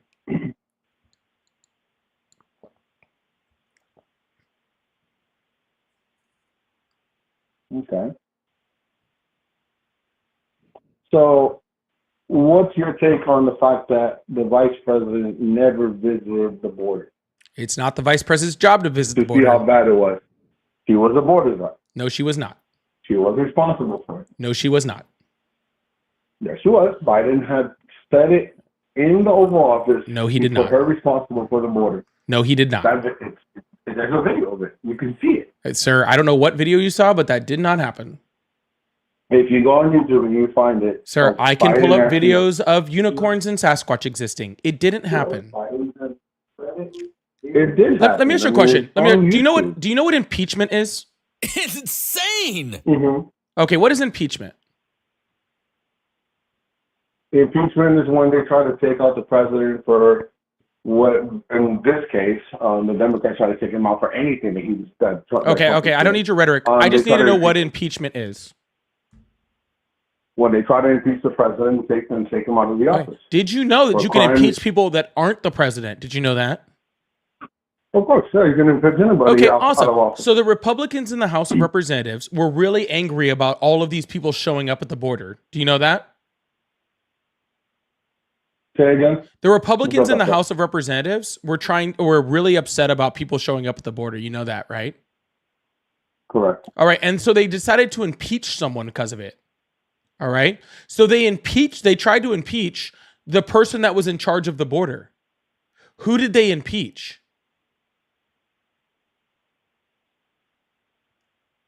Whoever was responsible for the Department of Homeland Security and Correct. for the border itself. Correct. Why did Mhm. they go after the person that was in charge of Homeland Security and the border itself and not Kamala Harris? I'll They give you didn't a try to go hint. after- I'll give you a hint. Because Kamala Harris wasn't in charge of the border. Yeah, but she Because was. sir, that's why they tried to impeach Secretary Mayorkas, because Secretary Mayorkas is actually in charge of the border. That's his job. Okay, Kamala Harris was not the border czar and was not in charge of the border, so therefore they didn't try to impeach her because that's not her job. Okay, Kamala Harris was not the person that was responsible for actually the border, right? In the sense of actually being like what Kristi Noem is doing. But she was appointed by Biden to be the one that overlooks it, and she never Wrong. went. There's videos of Wrong. Biden actually Well, first of all, she saying where did the borders go. are. Well, first of all, second of all, she did go. Second of all, the words That was borders. towards the end when she was trying to Sir, get elected it was for like her president. first year. Okay, it was like her first year as vice president. Okay. Second no, of all, because sir, they stop asked talking. her. They asked her. They said, "Why haven't you been at the border?" And she said, "I haven't been to Spain either." That was I her can response. pull up the pictures and put them on the screen if you really need me to. They're So not that hard would be to like me find. telling Okay. right, but then that would be like me telling you that the chart that you saw about the tariffs might have been also manipulated by AI or something. No, I'm not saying they were manipulated It by can be- AI. I'm saying the chart didn't actually reflect tariff costs. First of all. Right, but again, Second you of can pull all, up sir, a picture, sir, an image that could have been generated. Sir, hello. The words border czar never once came out of Biden's mouth. What he did say is that he appointed her to a certain level of immigration, and what her job was when it came to immigration was to go. Right, was a border czar. Sir, I am She was a talking. border czar. I am trying to educate you. Okay, it would be real helpful if you listen because you don't know what you're talking about. Her job was to get with the leaders of the countries in the Northern Triangle in order to help out those countries, so we slow down the level of asylum seekers in this country. That was her job. Insane. Her job had nothing to do with the border. We don't have czars in this country. Okay, czar is a Russian term. Okay, we don't have czars. Biden didn't appoint anyone the czar of anything. Okay? She was not the border czar. There was no czar. You didn't call her the border czar, but he did put her in charge of the border. He put her in charge of literally propping up countries like Guatemala to slow down asylum seeking in this country, not in charge of the border.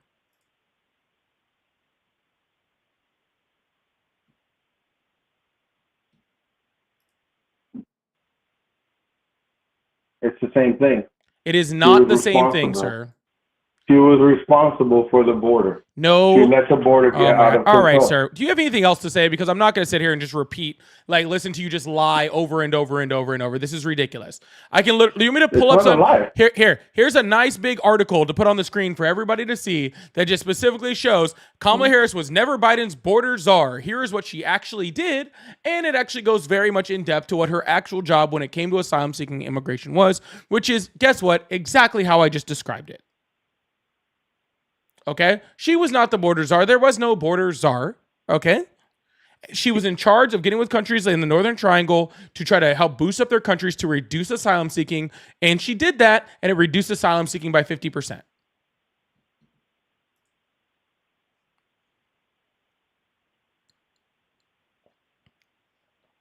When did she do that? What? When did she do that? After Biden assigned it to her, I believe that was like, what, 2022?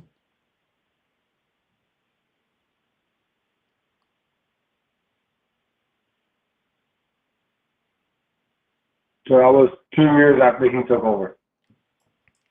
I believe something like that, yeah. Okay. I mean, I don't recall it like that, but if that's how you recall it, I respect your opinion. It's not an opinion. I'm I just don't telling recall it you like that. the facts of what's going on. Okay.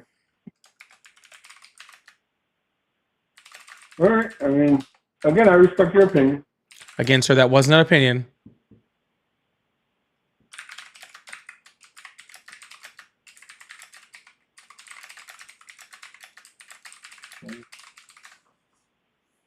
Well, all right.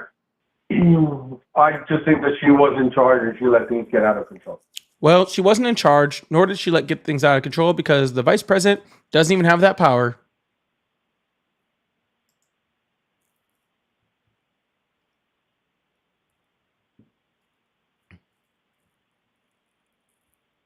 Okay. But anywho, this conversation has completely digressed. So I hope you have a wonderful day, okay? You too. All right. I don't know how in July of the year of our Lord 2025, we are still arguing whether or not Kamala Harris was the border czar. Insane. Insane. This is literal crazy. Safari, thank you so much for the super chat. I really appreciate that. Said, screw those penguins. Tariffs all over. Tariffs. Tariffs for all these people. Tariffs for all these penguins. Who said Keystone Pipeline? That's the other one. I can't believe we're arguing that either. Tariffs for all these penguins.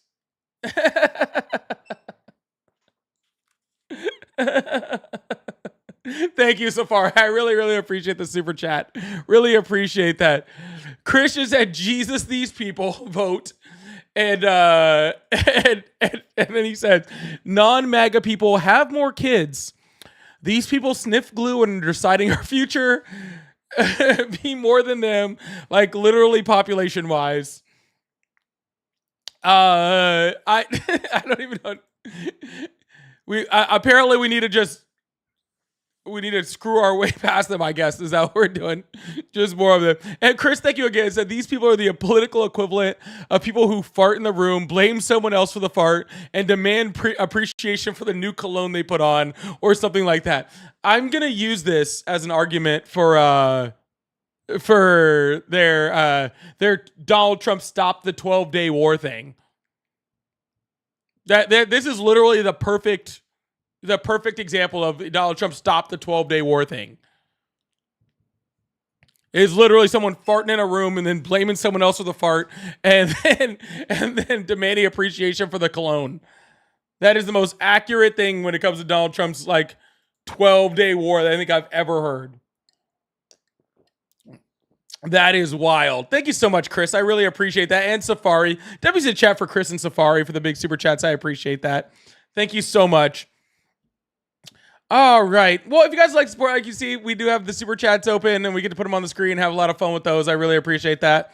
Also, if you want to consider being a paid member or a paid subscriber on TikTok or YouTube, that's a great way to support also. I need 5 more to hit my little goal here on TikTok. I appreciate that. And I also need one little money gun to finish off this level of my live goal also. So if you guys like to support on TikTok over here. Also, I do have my pay links in my bio. Cash App, Venmo, PayPal. They're all at Polypolitics. So if you'd like to support. It's insane. Oh, this guy, oh my gosh, some guy said I should go missing. Sad for this world where people would rather hurt than heal. I'm very sorry. I'm sorry for that. I'm very, very sorry. I'm sorry if someone said that to you. People are really just not very humane.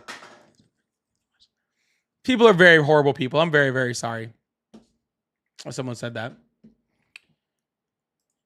All right, we're going to open up these phone lines, keep this thing going. I'm sorry, don't be saying that about people. This is really crazy. Very sad to say that about people like that. Horrible. I know it's the internet, but you can just not be an asshole too. Hello, how are you? All right, goodbye. Hope you have a wonderful day. It's insane. Hello. Goodbye. Hello.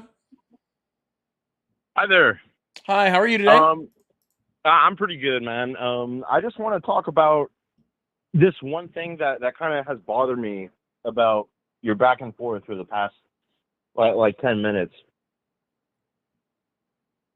I noticed that a lot of your information and a lot of the points that you're making, it's contingent on reporting from the media that oftentimes I would say is very skewed. And let me give the perfect example. So during the debates, I think Kamala mentioned it, that Trump had called white supremacists fine people. And that's not something that happened. But on the live stage, debate stage, it wasn't even. It is actually something that happened. Hold on now. So can you pull up the video? And no, I know exactly what video you're saying. You're going to argue that later. So hold on, sir. Right. You're going to argue that later on in the video, he condemns white supremacy, which he does. Yes, he did. Right. But does that mean that he did not say there are good people on both sides? Yes or no? Yeah, but is that him calling white supremacists fine people? Yes, at the time it was. No, it's not. Are you familiar with the people who attended? Sir, I have watched that video more times than you could ever dream that I have watched that video. When Donald Trump So is which asked video are you specifically, what do you realize that there were neo-Nazi people at this freaking rally? He said, look, there are good people on both sides. That's what he said. Now, later on, he does go back and try to retract that statement. Okay? He does. I'm not denying that. But you're making it sound like he didn't say that. He did say it. And then later on went back and retracted that part of the statement. Well, let me ask you something. What was the protest? What was the protest about, though? Sir, it doesn't matter what the protest. It doesn't matter what the protest was about. This is about what Donald Trump said. Like I said, this is contingent on your point. Your points are contingent on very key facts. Sir, this isn't my point. This is your point. You brought up this point. I didn't bring up this point. Yeah, I know. And you came up here to bring up this point. And sir, can I bring up the video right now and show? And, I prefer you do. Okay, cool. So I can bring it up, and Donald Trump will never say that there are good people on both sides. He won't say it. Of course he's saying that. Exactly. So your point was saying that the media said, who was the good people he's sir, do you know what their goal was? It was about the protesting of taking down. You don't want to actually have an honest conversation. I'll move on to the next person. I don't think that you want to have an honest conversation. No, I do want to have an honest conversation, but let me ask you something. No, you're not going to ask me anything, or I'm going to hang up the phone on you. Okay. Awesome. I'll listen to you. Awesome. Your point was that he never said there was good people on both sides, which he did. And you just admitted to the fact that he did. Okay? So when you say the media said he said that, he did say that. Okay? That's the end of the conversation. He didn't. And the Washington Post admitted it years later. I don't care what the Washington Post admitted. I watched it live.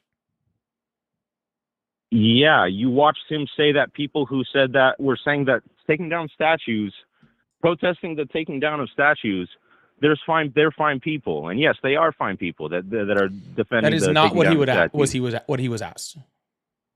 Play the video. No, I'm good. Okay, I know you don't want to. I know you're good. No, I've just played this video so many times on my live, and it's really a waste of time. Everybody else saw the video. At the 1 minute mark and the 2 minute mark, he makes it very clear. You know, he says there's fine. All right, sir. Do you have anything else you want to talk about? Because I'm literally just going to move on to the next person. This is a waste of a conversation. This is what I'm talking. His viewers need to. All right. I'm not going to play the video. That video is 7 years old, and everybody has fucking watched it 1,000 times. Okay? Nobody fucking cares. Literally nobody cares. I told you that he said it, and I told you that he retracted it. Like, I don't know what you want. Safari, thank you so much for the super chat. Says, all hell penguin czar Kamala Harris.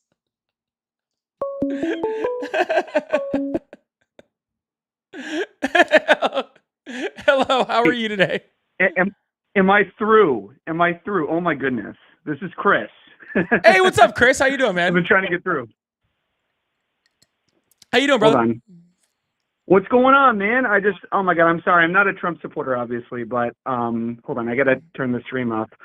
What's going on? I just started checking out your stream. I love it. Oh, thank you so much for being here, man. Yeah, I've been doing this for, oh God, chat TikTokers. How long have I been doing this for? Goodness. October of 2023? Yeah, I've been doing this for a long time. Crazy. But I just got over to YouTube. I've been doing it on TikTok for a long time. So yeah, this is what we've been doing for like a long time. We have a lot of fun here. I'm glad you're enjoying it. No, I am, honestly. I love to support it. But, you know, the thing, and I won't take up too much of your time. I know you want to talk to Trump supporters, but, you know, what gets me, and I said I'm an attorney. People are going to say I am not, whatever, I don't care. But I'm a housing attorney. And it's just the amount of people I encounter on a day in, day out basis that are literally like, I worked for a major corporate landlord for like 2 years, and the amount of times, and this is not now after this bill, but the amount of times somebody would be coming and to be making $900 a month, and then after their subsidy they'd be paying $700 a month for their property, and then I would have to ask them to pay almost their entire paycheck towards their rent. It's just, people are going to die. Yeah. Oh no, this bill is going to be absolutely horrible. It's going to absolutely devastate a lot of people, a lot of families. It's very, very sad. And like, I'm really trying hard, like really at this point, and I'll be honest with y'all, because like I saw the bill that got passed, and I wish I wasn't like this. I really do wish I wasn't like this. But I will have to say that I for a second I stopped and I went, man, a lot of people are going to get exactly what they voted for. Well, and I oh, felt I'm bad sorry, about. No, I'm saying I felt bad about that feeling. You know what I'm saying? I really did feel bad about that feeling. Schadenfreude, yeah. But at the same point, it's like you were warned. You know what I'm saying? Like you were warned, and unfortunately, there's a lot of people that didn't vote for Trump, and a lot of people that did vote for Trump that just didn't pay attention enough, that are gonna feel some very, very negative effects on this, and I do really feel sorry for them. I mean, the thing I'll say is, and I know a lot of people, a lot of the trolls in your chat can't read, but they're going to make an audiobook of the bill. But what I would, the one test to see what we're talking about is go to the provisions in there, the crumbs. I don't know if you've talked about this on your stream, but go to the bumping. I think the tax credit goes from like 2,000 to 2,200. Look at every single one of those crumb provisions and look at the sunset provision. Each one says it goes from 2025 to 2028. And so basically every good provision of the bill is going to sunset out when Trump leaves office. But all of the crazy, obviously the military increase, all of the things that affect the 1%, they're not sunsetted, they're permanent. And it's crazy because the text is there. When it, every one of the provisions in the bill, it has some, like a Trump tweet, it says like helping American families, but then below it, you can see like, okay, what does no tax on tips mean? It means you can have a slightly larger deduction for tips, but it's capped and it's all means tested. So the language is in there, but I've just reached the point where, and I was talking to my buddy who's a lawyer who did a lot of trials with me, and even him, he's not interested in actually looking at the bill. So I really believe there needs to be more of us than the people that are truly in the cult at this point. I don't think that they can be convinced. Yeah, I call that like the scraps off the table, right? You know what I'm saying? Like those are the little things that he goes, oh, okay, hey, we're gonna give you.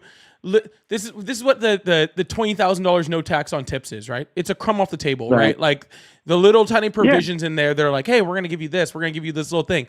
You're not the focus. You're who's getting robbed, right? In order to give this money to the top 1%, but it looks good initially, and then again, Donald Trump can say that, and then because that's all he cares about. He cares about the optics. So people are going to go, "Oh, during the Trump administration, everything was so good. I love him for that," not realizing that the next 6 years of pain are also his fault. But he's not the president, so people don't pay that much attention to it, which is really sad. I wish that that people understood that more. Like, isn't it the fact that the crumbs that they sunset out in? I mean, and that's the biggest thing. Like, they're sunsetting out when Trump. Well, who knows if he's going to leave? But it provided that he leaves in 2028. So isn't it obvious? Isn't it obvious by looking at that the design is that people are just going to say, oh well, I was getting the stuff during the Trump administration, then I don't have it anymore once he leaves. Because I think they know. I think that a lot of the Republican politicians and Democrats who are paid to be weak, I think they know it's political suicide ultimately, but they're just gonna get lobbying jobs. I mean, it's literally all in the text. And I super appreciate what you do. I don't get to do a lot of it because I can't really post my opinion all over my social media because people get butthurt and they people, I understand. I run a business, but I super appreciate you, man. I'm going to keep on supporting you. Keep on doing what you're doing, Chris. I really appreciate you. Thank you so much for your support and for coming up and talk with me. I do really, really appreciate you, brother. For real. Love the community, brother. I love it. By the way, keep on. that's my real name too. By the way, so.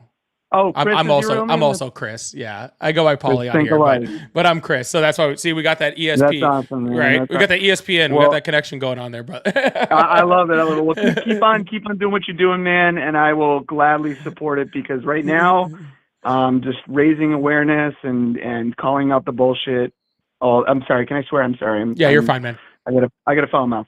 But yeah, man, I really appreciate you. Thanks a lot, man. You have a good one. Debbie's in chat for Chris for coming up. This is really, really good, really awesome, dude. Man, he's new here, but been supporting like hell, and I really appreciate Chris. Really, really awesome. So, oh, did you guys not know my name was Chris? Sorry, I don't really hide that part. My name is Chris. Hi, I'm Chris, but I usually just go by Paulie on here. It's just a lot easier for me. But I do appreciate you guys being here. I just got another TikTok subscription from somebody. Ari, I think it's Ari. I can't really pronounce it, but thank you so much for becoming a 10-month subscriber on there. We are on a Subwave too, thanks to Ari. Yeah, I think it's something like that. But we are on a Subwave on TikTok. So 5 more in the next 12 minutes, and we'll get the Subwave all the way finished off. I really appreciate that. Also, as always, I will say this is probably my favorite super chat of the day, though. Sorry for everybody who did super chats today, but Safari super chat, I think absolutely would. All hail Penguins are Kamala Harris. I really appreciate that. Thank you guys so much. I'm gonna leave that up for a sec just because it makes me laugh. All right, I think we got another caller. I think I got another caller in me at least.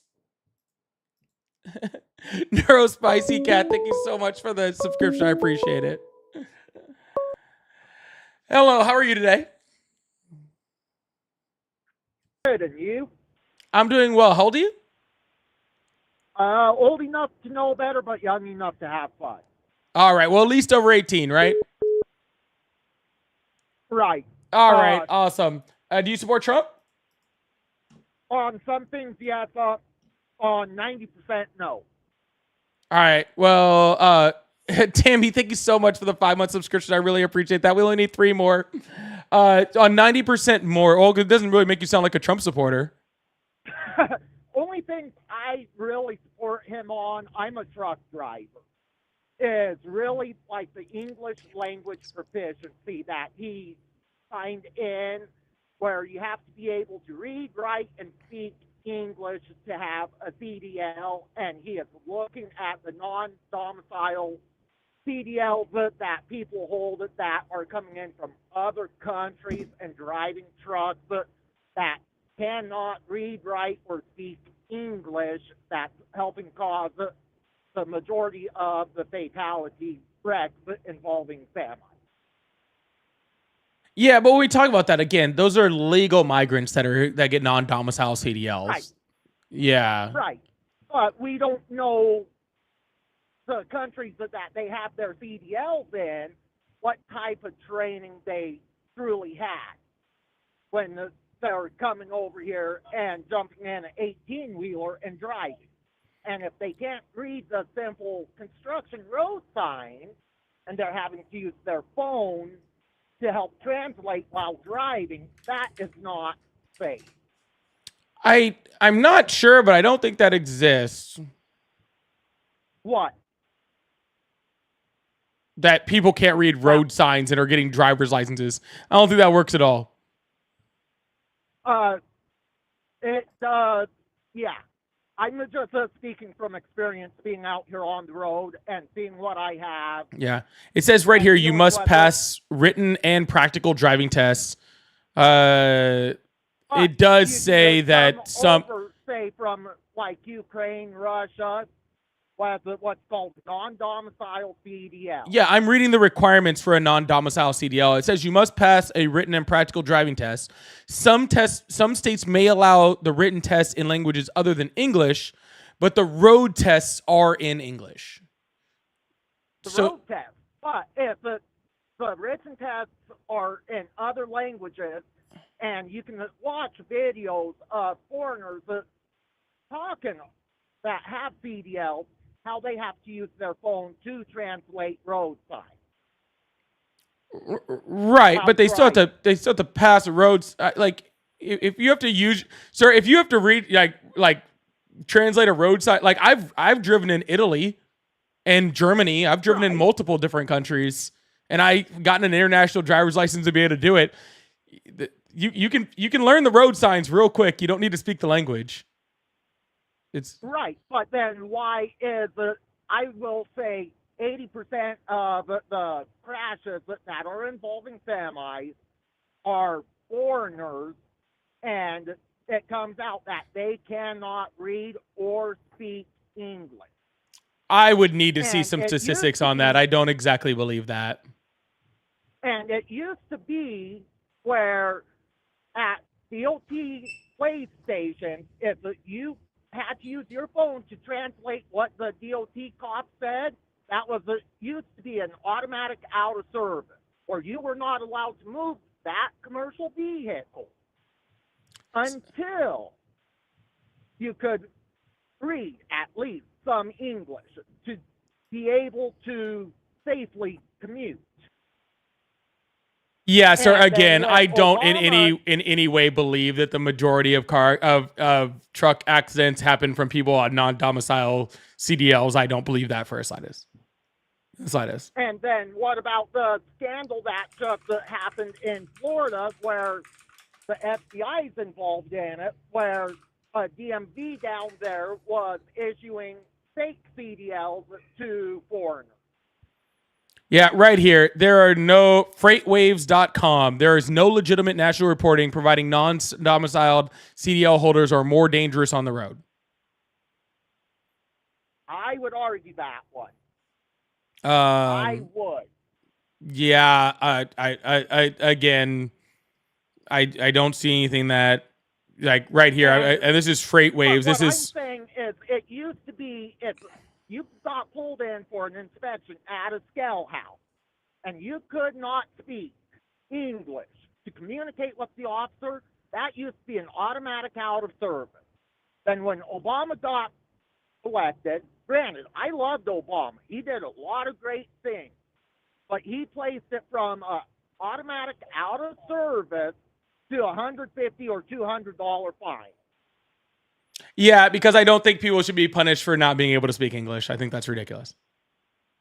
How I see it, if you're coming into a country, you know what their national language is, you know what the signs are wrote in, then you should be able to at least read enough English, especially to communicate with the shippers, receivers, fuel people, to do your job.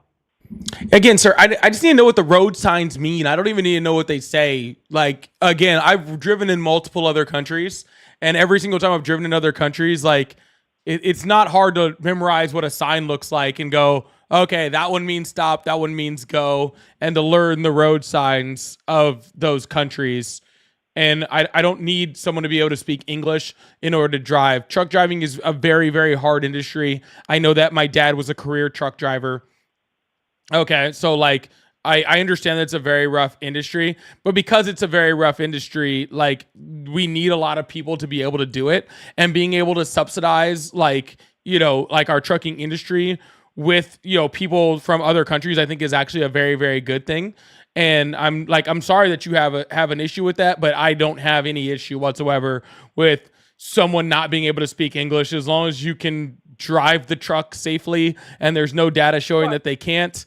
Then I don't have an issue with it whatsoever. When you go to a shipper or receiver and you're trying to check in, and it's taken someone that can't speak English 30, 40 minutes to check in, that's time off of your clock that you cannot get back. That's money out of that driver's pocket then. Well, I think that we should find a way to mitigate that, but I don't think banning people who can't speak English from truck driving is the way to fix that. But that's why I'm for the English language proficiency.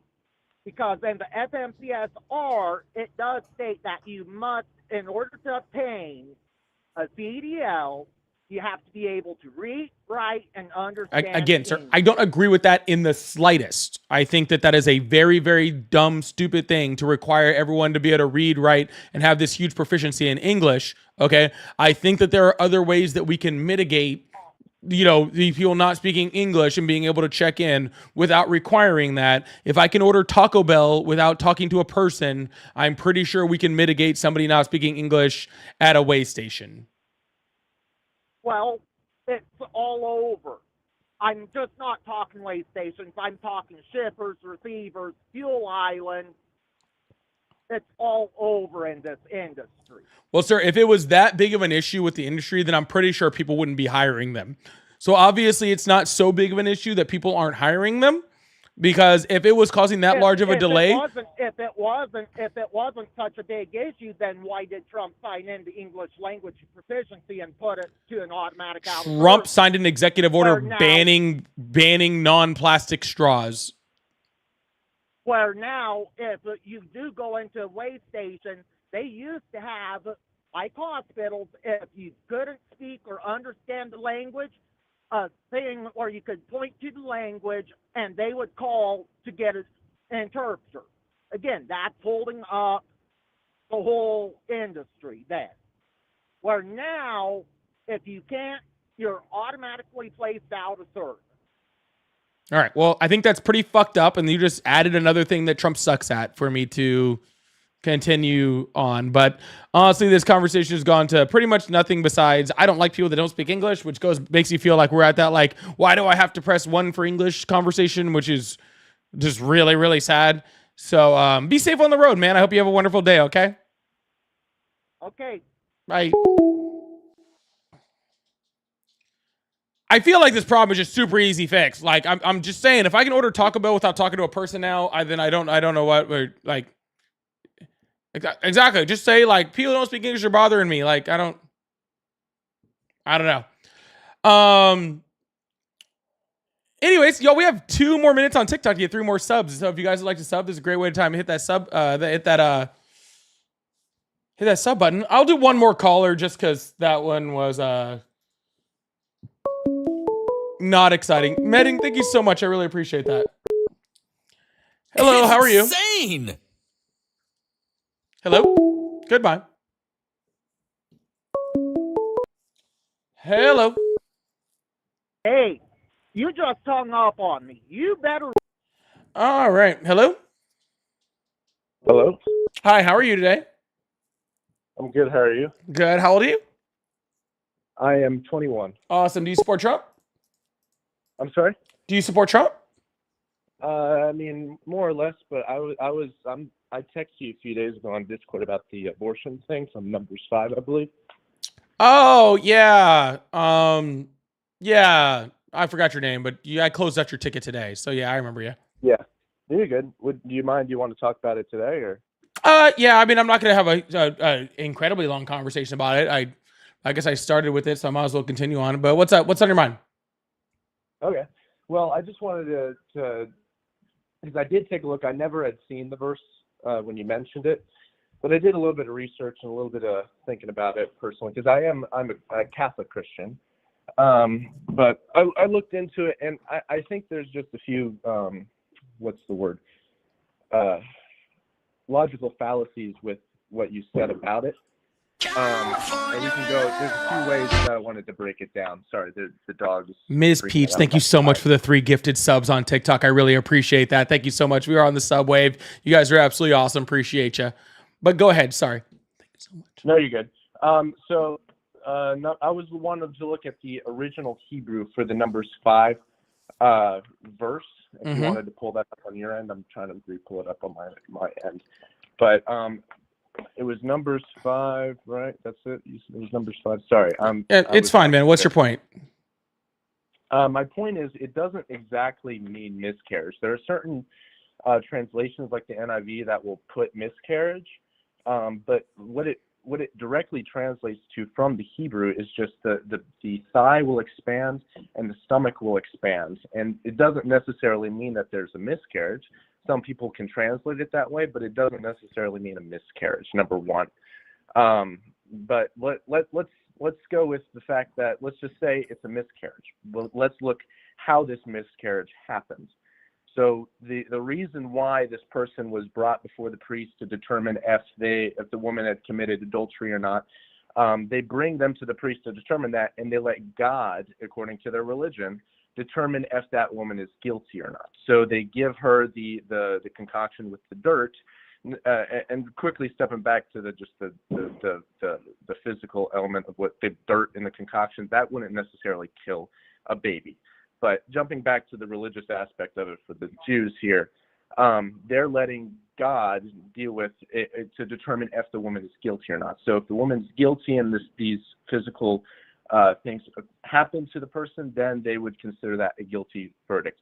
If the baby dies, they would say, the Jews would say, that is not of their doing, that is God's justice being carried out. Okay, dude, what's your point, man?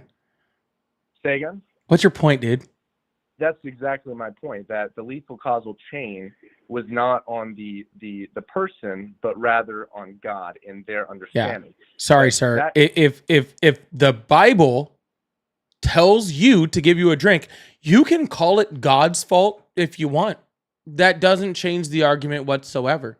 Okay? Right. So Well, now all but you're that- saying is that God's causing the abortion, which honestly helps prove my point a little bit more, I think.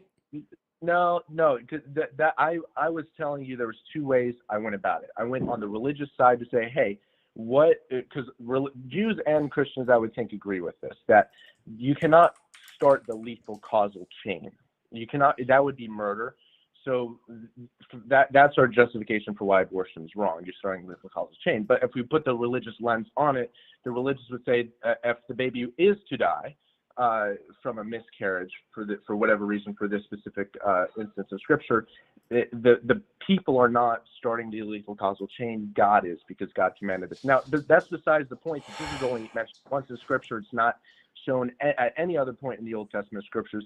But what I'm arguing for in general is that the baby was not miscarried, that it's an erroneous interpretation of what the Hebrews actually read. Yeah. So, sir, I've looked into the original meaning. It specifically does mean miscarriage. I don't know what translation you're getting on there that it means something other than miscarry, but it very, very specifically means that. Okay. And second of all, this is not the first time the Bible references something similar to this. The Bible talks about life starting at first breath. It speaks specifically about that. It talks about an eye for an eye, in which it says that if you were to kill someone, that the cost of that is death. But if you were to cause a woman to miscarry due to a fight between two men, that it says that there is a financial burden to that, but not a life for a life. Okay, so it specifically has the differentiation in between the life of, like the woman, the life of the wife, the life of the mother, whatever you want to call it, and the life of the fetus. And the fetus is not a life in the way which causes a life for a life. Which every other instance without the Bible, it says whenever you are taking a life, okay, the like repercussion for that is life. Right. So the Bible specifically talks about, specifies the differentiation in between those two things. Okay. The Bible in no way anywhere in there does not says that abortion is wrong. It does not refer to the fetus as a human being in any way, shape, or form. Okay. The closest thing that you have to that is Jeremiah, where he says, I knew you were born, but specifically in there, when you look at that verse, it is specifically saying that he knew Jeremiah before he was born, not that he knew all people before they were born.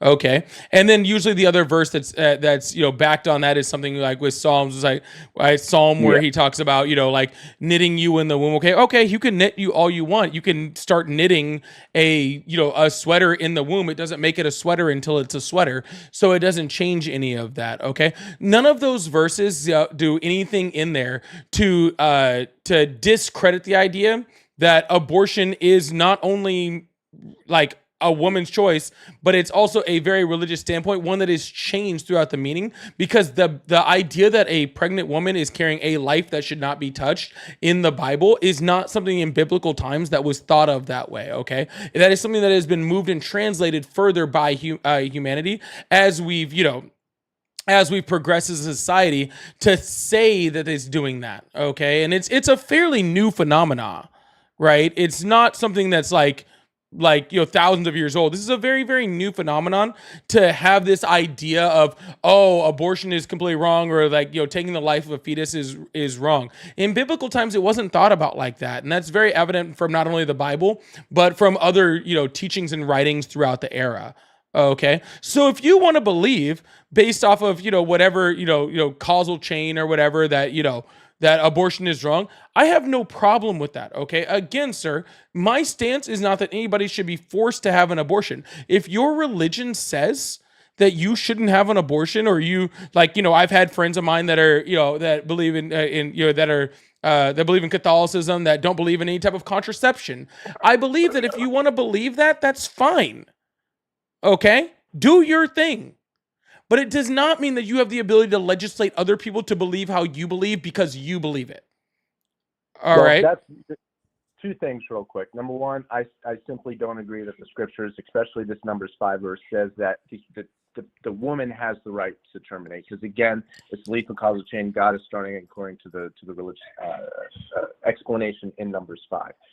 Number one. Number two, it's your interpretation versus my interpretation on it. And to be honest, I don't even trust my interpretation on it. Because I'm a former Protestant, actually. I trust the church's, the Roman Church, of course, interpretation, because anyone can come to any conclusion on what the scriptures mean or don't mean, and there needs to be some religious authority to say this is what God aligns with. Besides the point. Actually, that's a very good point. I don't want to go besides that point. Because that same church that you're talking about, that is supposed to be the one that translates the Bible, has also used the Bible to justify slavery, to justify genocide, to justify the killing of children, even biblically during the Crusades. Like that same Catholic Church that you're saying needs to be the one that justifies, that translates the Bible for this type of thing, is the same church who has literally justified atrocities according to the Bible. Okay. So I'm not going to deny that. This is what I'm going to say. This is also something Protestants don't understand that I misunderstood before. You're interpreting the fallible human aspect of the church with the divine aspect of the church. The church, as Jesus gave its authority to Peter and the apostles through apostolic succession, so that the gates of hell will not prevail against it, there needs to be some authority to determine what is true and what is not, and the Holy Spirit will guide them into all truth. And that Holy Spirit is to guide the process through like councils and other instances such as the ecumenical councils. That's the divine providence working through the church to determine what is true. The church has done atrocious things, absolutely. That's the human element. But when there's atrocities that do happen, when it raises up to a certain level, the bishops will convene and they will debate the scriptures, they will debate philosophy, and they will determine what is true. And it goes into the canon law. And it has gone thousands of years with them debating that, where they have still allowed for the atrocities. And by your own judgment, I can go ahead and say easily that according to the Bible, abortion is just fine, but according to the church, it's not. So that is a human fallacy that is going against the Bible. That the church has gotten together and debated debated within the canon, and they have now decided that abortion is wrong, and they are the problem. That not God. God very clearly justifies abortion, but the church is the problem. So by your own logic, I can say that your church is wrong and goes against your own Bible, is making an assumption that doesn't exist. No, Christ gave the authority to the church to be the interpreter of the scriptures. So what they conclude in those councils is infallible, at least the ecumenical ones. Yeah, and that's fine, sir. If you want to believe this bullshit, that's fine. Again, sir. Yeah, that's fine. But I want to sidestep here because, especially with the last person that you debated, you kind of went down this rabbit hole. I want to turn the tables real quick and ask. For me, I'm religious, of course, and I think these rights that humans have are inalienable because of a transcendent being, and therefore no human can take it away from me. And that's what I used to stand on. That this right exists, this right doesn't exist, et cetera, et cetera. For in this example, abortion, the baby's right, or the fetus, whatever you want to call it, the human has dignity to live and has a right to live, versus the other argument. I would ask you, since you're not a religious person, by what authority are you using to come to an objective conclusion that women have a right to terminate a pregnancy when they don't wish to carry through with it? Yeah, I'm going by my own. Right. Right, you're going by your own, so it's human. So are you. It's your decision. You So are think you. that this person is right, and therefore. Yeah, but fine. so are you. You No, think well, no. you think that appealing to like you think appealing to a god makes your moral justification more valid, and it doesn't. It makes it less valid. Okay? Because what I'm saying is because let's be very clear. Again, I don't believe in your God. So you appealing to a God who's allowed for atrocities, right? A so-called perfect God that allows kids to die of cancer or allows kids to, to die in atrocities, right? Your moral authority is more evil than my moral authority. Because my moral authority as being myself would never allow any of the things that your God allows. All right, we can talk about that in a second, but let me go down my rabbit hole real quick. My rabbit hole is you stand on your own belief that you think this is right or this is wrong. And you could say that society in general has a certain opinion on certain things. In today's modern society, the push is that women should have access to abortion. Therefore, that makes it right because people are thinking one way, and therefore it makes it right to infringe on what I would consider a human life. And I don't agree with what I'm about to say. So just to put that clear, I'm going to bring up examples throughout history. I obviously am against these, but they're for the purpose of the argument. For example, back in slavery times, in the States, wherever it is in the world, people considered certain people were of lesser dignity than the other person, and that was that person's opinion. Or during World War II, the Nazis thought the Jews were of lesser dignity than the rest of the Aryan race or whatever. Sometimes they used religion, sometimes they did not. Besides the point, those people thought one way, and they determined it within their own self that they have less dignity than the other person. Obviously, in today's society, we don't think that way. We think that slavery is wrong, of course. Euthanizing people because of their ethnicity or whatever is wrong, of course. But back then they didn't. The society thought it was perfectly fine. What makes it today perfectly fine to abort babies because the society thinks so, when we've seen throughout history multiple instances of society thinking one way, but we obviously know it's wrong today. Yeah, they were wrong, but again, that doesn't make it a morally objective, like this doesn't change the argument, because again, the Bible specifically makes those same differences, right? In the Bible, it talks about owning slaves, and it makes a differentiation between Israeli slaves, or not Israeli slaves, Jewish slaves, right? In which it says that Jewish slaves can only be held within a certain amount of time and looks more like indentured servitude. But when it talks about slaves that come from outside the Jewish religion, right? That they can be held forever and their children can be passed on to the other children, right? So not only does the Bible justify slavery, but also justifies chattel slavery, and also justifies xenophobia. No, hold on. So when you're talking about the justification of something because of a society, I am talking about my subjective opinion on morality, because I believe that everyone's subjective morality, everybody has their own subjective morality. As a whole with it, I'm not done. It's insane.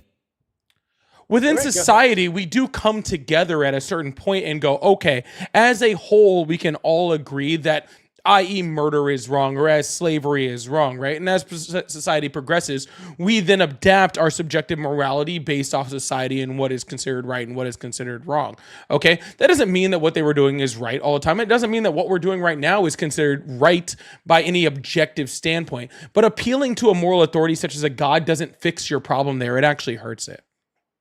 I wouldn't say it doesn't fix, but it definitely does not hurt it. It definitely My point is it allows us the religious to stand on an objective basis and say, no matter what humans do, they cannot take away these rights. Even though in practice they may pass laws to take the rights away, in practice those rights never are taken away from the human, because the human has dignity. Besides the point, what if I were to say, obviously I don't agree with this, but what if I were to say we should start euthanizing a certain ethnicity because they did this, that, the other thing today, because it's my subjective opinion? Does that make it right? No, but again, Hitler used Christianity as a basis for why he freaking did that to the Jews, and also used it in order for a justification in order to do medical experiments on all sorts of people that he thought were less than human. And my that's not my point. You can bring up that from history, but I'm asking you. You think your subjective opinion is correct that abortion is perfectly fine, and my theoretical instance, I think euthanizing certain ethnicities for whatever reason is perfectly fine.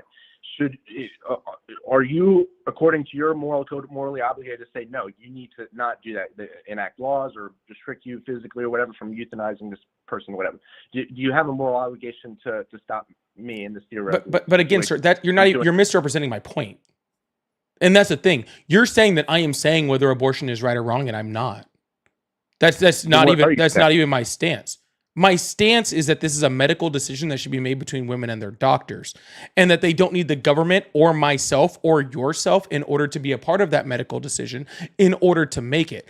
That is my stance. I'm not even sitting on a whether abortion is right or whether abortion is wrong type of argument. You don't even know whether I think abortion is right or wrong, right? Because I don't need to make that stance, because it's not my stance to make, because in no way can I ever have an abortion.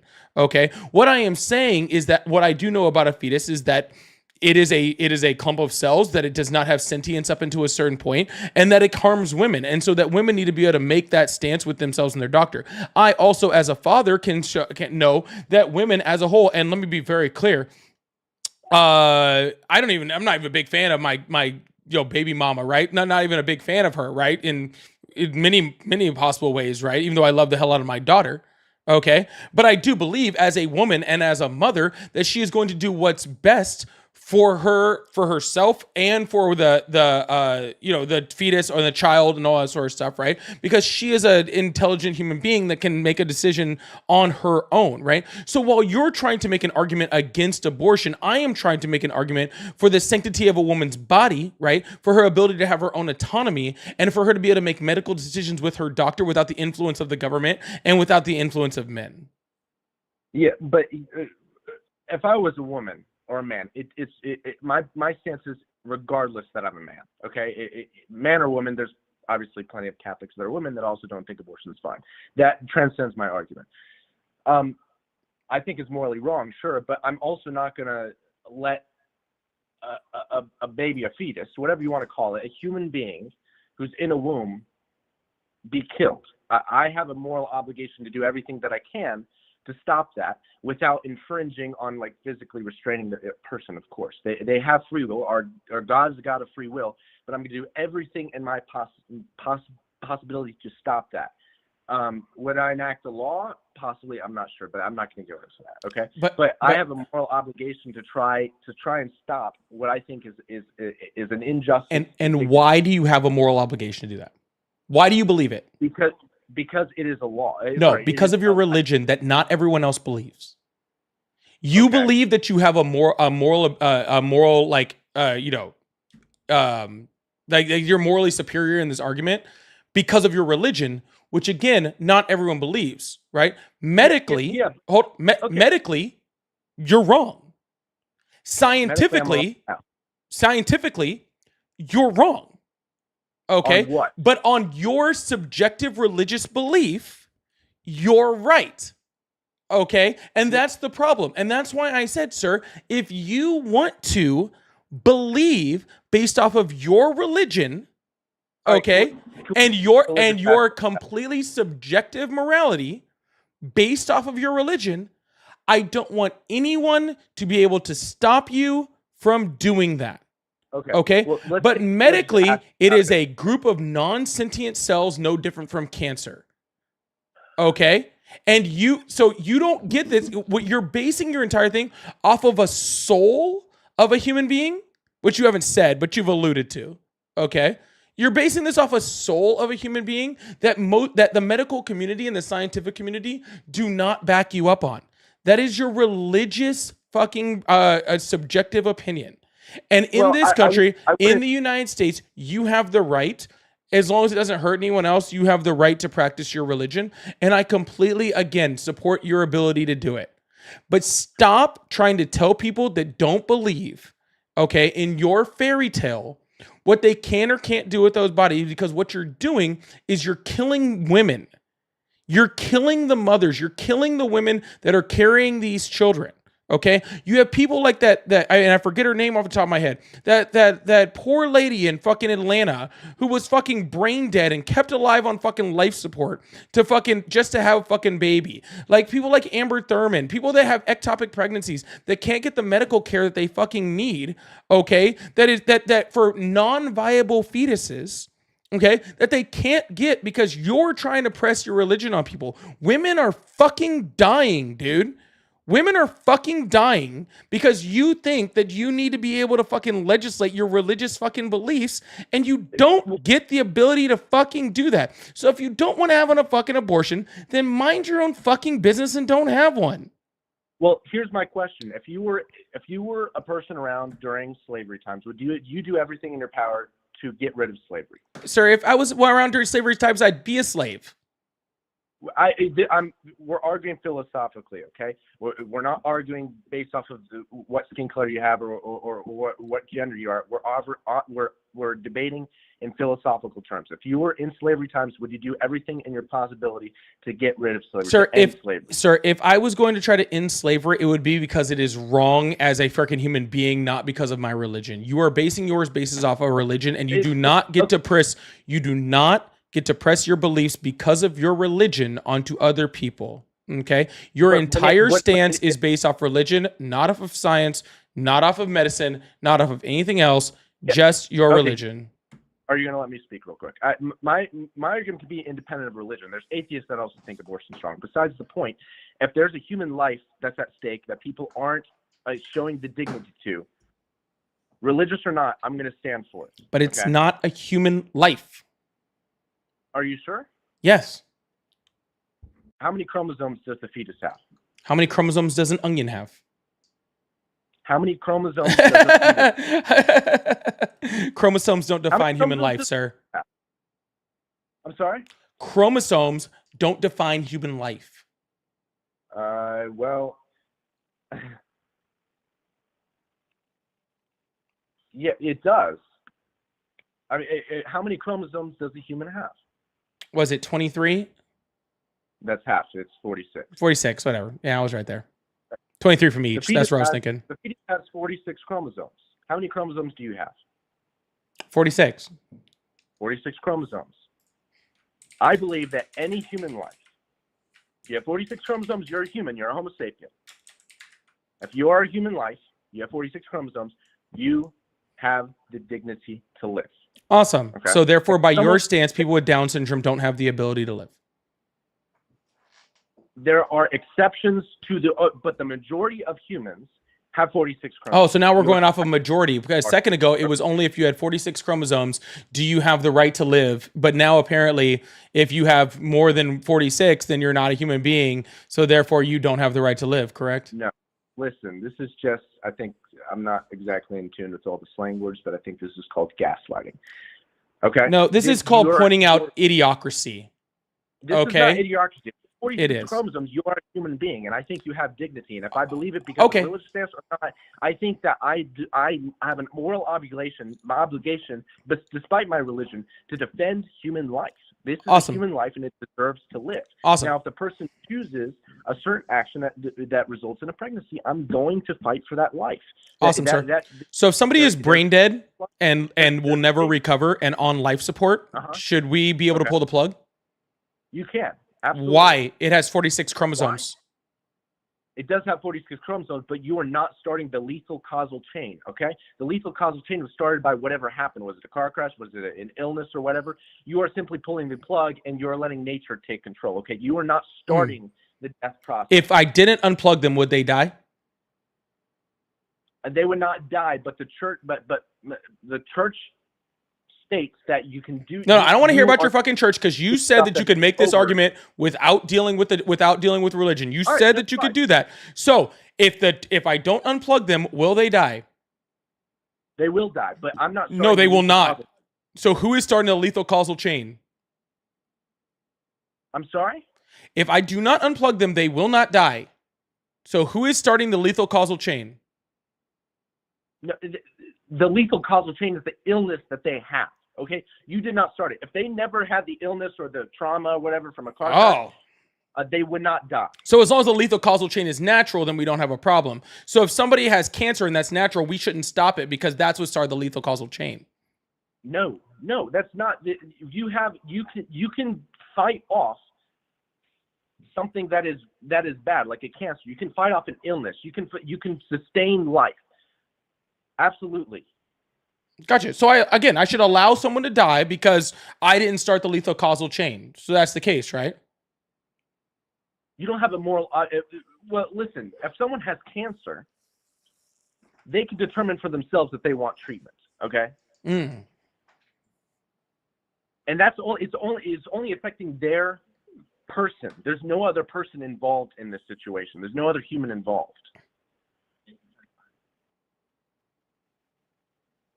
Okay, you see, with abortion, you're starting the lethal causal chain. The chain of life has begun, and you are terminating that. It's another person. There's a new human in there. 46 chromosomes. So let me ask you a question. You ever see I think it's the trolley argument? I believe that's what it is, right? Yes, I've seen it. Oh, so you know what I'm going to ask you? Okay. Do you? I do, sure. I do know you're gonna ask me that if the mother's life is in danger, et cetera, et cetera. No, it's not what I'm gonna ask you. So you know what the trolley where the guy standing by the train tracks, he has the ability to pull the train left or right, has to pull it one of the two ways. Train's going to come and 100 miles an hour, you can't stop it.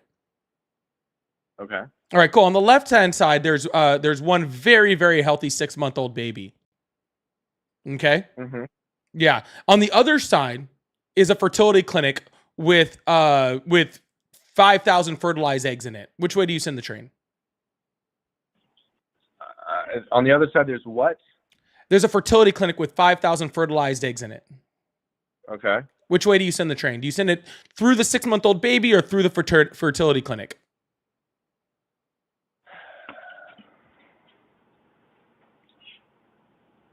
To be honest, so this is called the principle of double effect. Either way, you're ending with something that's bad. Yeah, you're right. It's bad either way. Which way are you sending it? To be honest, I'm not sure if I would have the guts to do anything about the lever. No. If you don't, it kills both of them. You have to pull it one way or the other. Which way are you pulling it?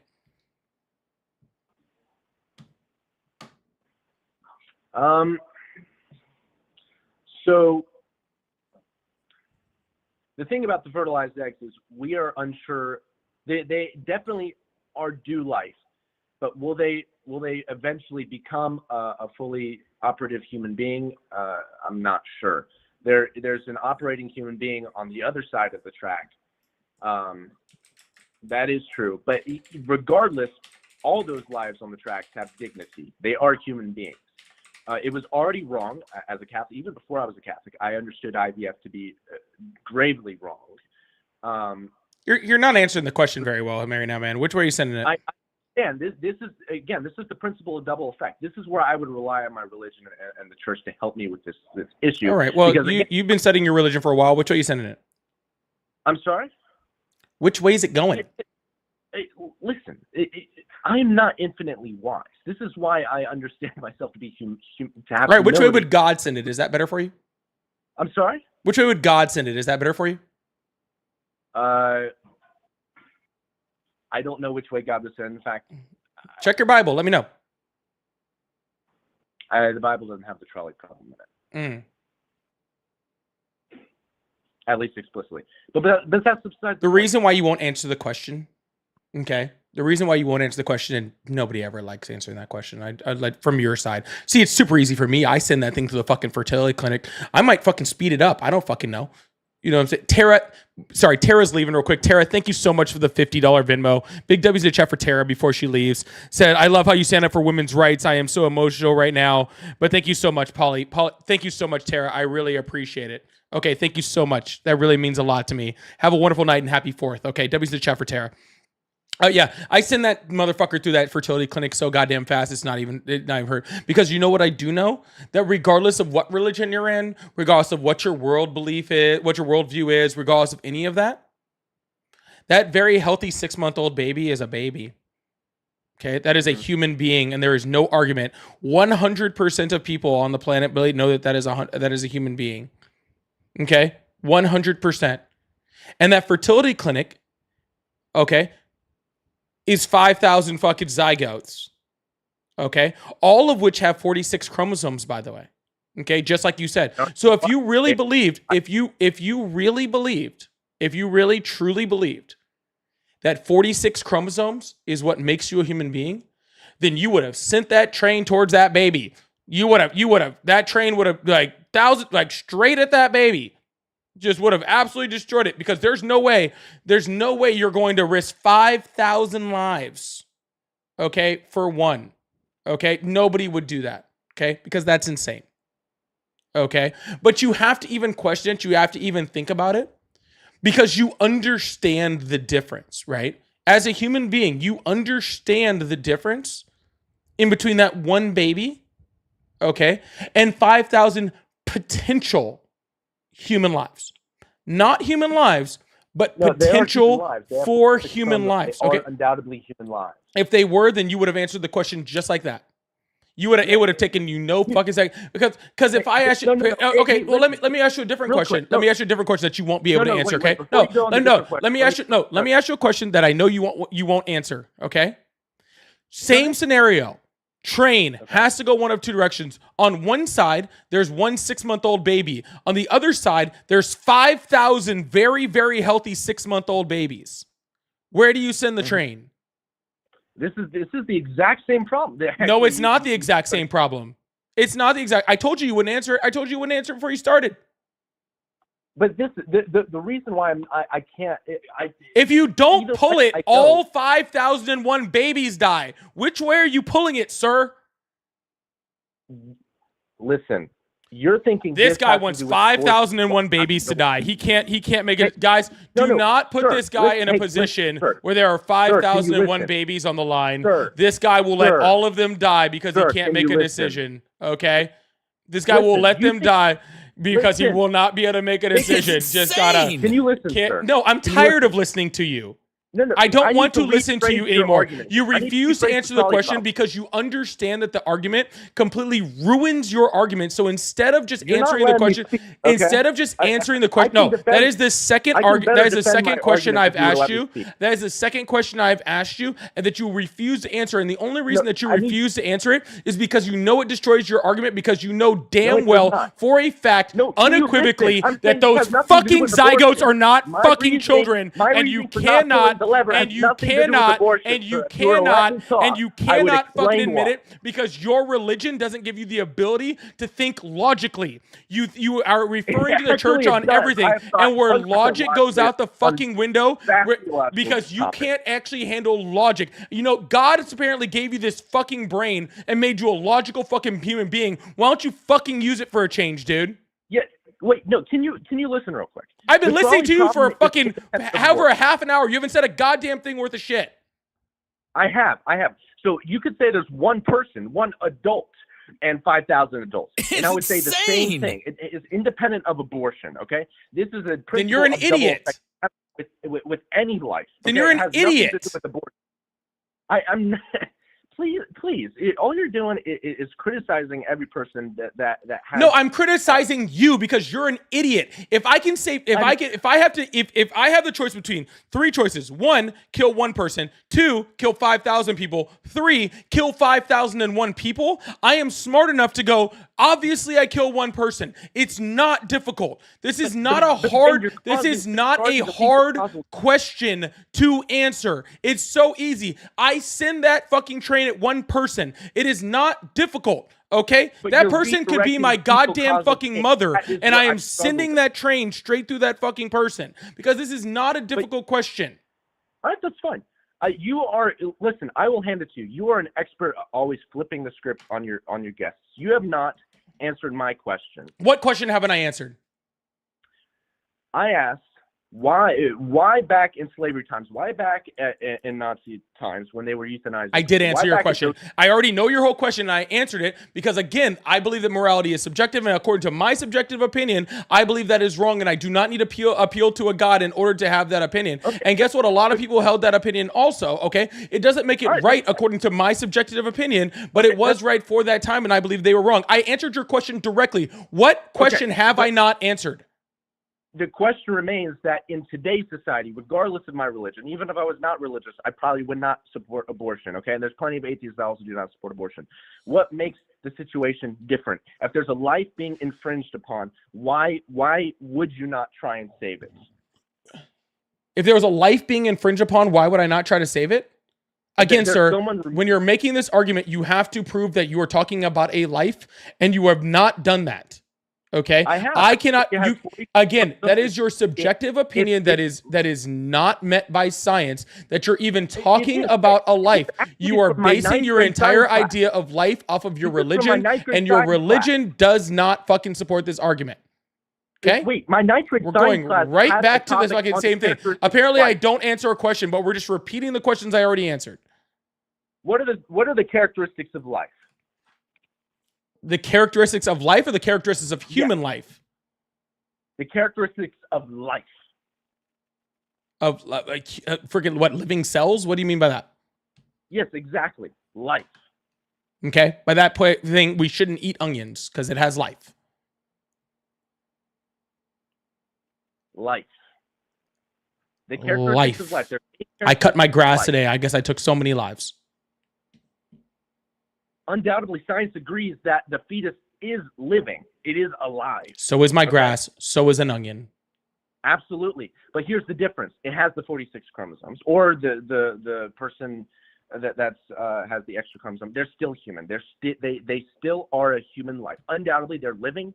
They are human. They are a human life. Cancer cells have 46 chromosomes. They have unique human DNA, and we have no problem cutting them out. And so unless you're telling me we shouldn't stop cancer, that is the same exact argument. Actually, I'm not sure if all cancer cells have the same exact chromosomes. Besides the point, the cancerous is going to kill the person, okay? The baby is not. And a fetus can very easily kill a person. Of being pregnant is the most dangerous thing that happens to a woman. And not only can pregnancy kill women, it does kill women all the fucking time. And abortion laws like the one that you're trying to advocate for do kill women all the fucking time. I named a whole bunch of them last time you had this argument. But the majority of people that are pregnant are not dying because of the babies, okay? The majority of people that are getting abortions are not dying because of the babies. Sure. Again. But do you know how we stop people from dying from them? Dying from what? From pregnancy? From pregnancy? How do we stop people from dying? We allow women to make decisions with their doctors without some dumbass on my fucking live trying to legislate their fucking bodies. That is how we fucking do it, okay? Because women are not out having recreational fucking abortions. They don't get a fucking punch card. Oh, this is my 9th abortion this week. I guess I get my 10th one fucking free, okay? We are not fucking having this discussion because all you have to do is admit that women have enough brain in their fucking heads in order to fucking make decisions on their fucking own without your help. It's a whole big bag. It's a whole big bag of mind your own fucking business. Until it infringes upon another human's dignity. But you have not proven that it's a human. I did. It has 46 chromosomes. It follows. You're a fucking idiot. All right. Listen. I don't appreciate the name calling. I don't give a shit. I don't appreciate you allowing women to fucking die every fucking day and infringing on the rights of my fucking daughter and my fucking girlfriend and every other fucking woman in my fucking life because you want to fucking push your religious beliefs on everybody else. So I don't give a fuck if you fucking feel bad about me calling you a fucking name like a fucking idiot, okay? When you're literally trying to take away the rights of women in my fucking life. So honestly, you can go fuck yourself and I really couldn't give a shit. Wait. Okay? I have two things I want to say. I have one thing I want to say to you. Fuck off. Jesus fucking Christ. You didn't answer a single one of my fucking questions. I answered every one of your fucking questions, you moron. Anyways. Jesus fucking Christ, man. Some people's fucking children. That dude messaged me on Discord to have a conversation like an idiot.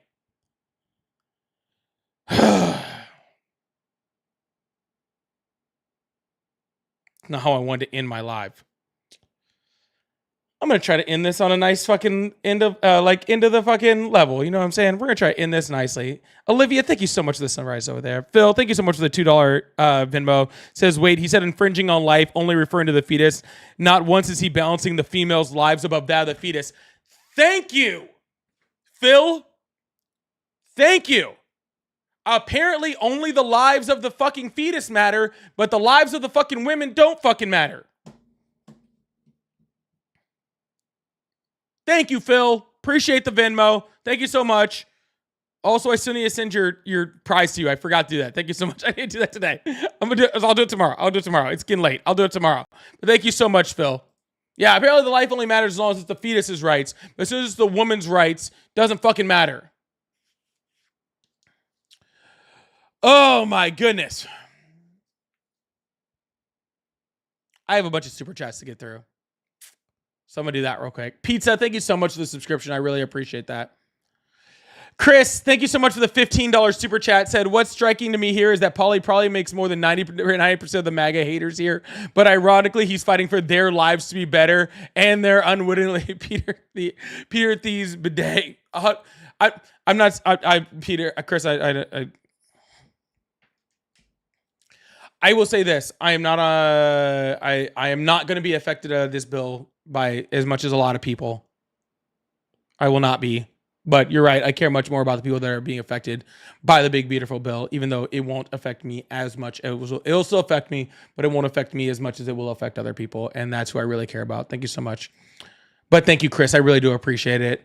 MKN, thank you so much for the €5 on the super chat. Would those radical church people pay child support before the birth? I mean, at the conception? Yeah, they always don't want to care about that, right? Never have that conversation about how we don't get tax credits for fucking fetuses, how you don't have to pay child support for fetuses, how fucking somehow fetuses don't exist for anybody until it comes to an abortion thing.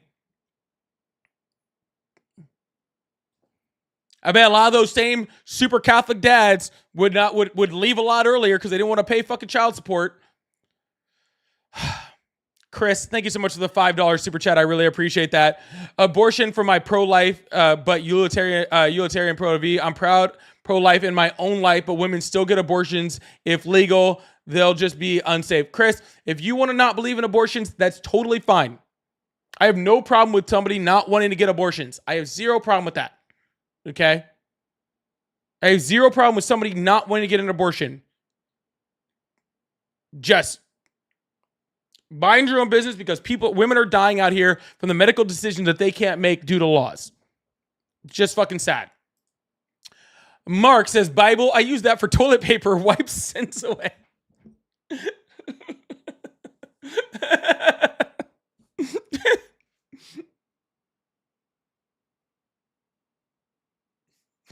Sorry.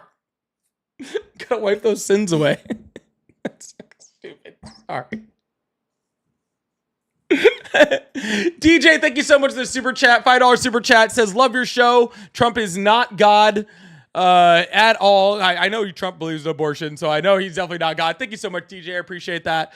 Flower, thank you so much for the $5 super chat. Said, ask caller, one healthy 6-month-old and 500 pregnant women. I bet you he still would not have answered the question. I bet you he still would not have answered the question. I don't think he had that in his DNA.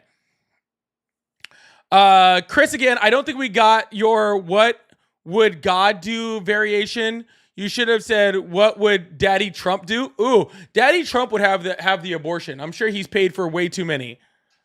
100%. For sure. I'll get that. I need someone to get that tattoo. What would Daddy Trump do? Dragon says, the caller is a massive coward. I'm discussing 100%. Answer the question. Chris said this guy started out strong. Now he's gone potato. Yeah, they start to revert back to old arguments as soon as they get beat up. Flower, thank you so much. Says caller doesn't see women as humans. Humans. Oh my God. No, they don't. They see them as somebody that they can control and own, which is unfortunately how they were raised and taught to be able to do that. So it's absolutely horrible.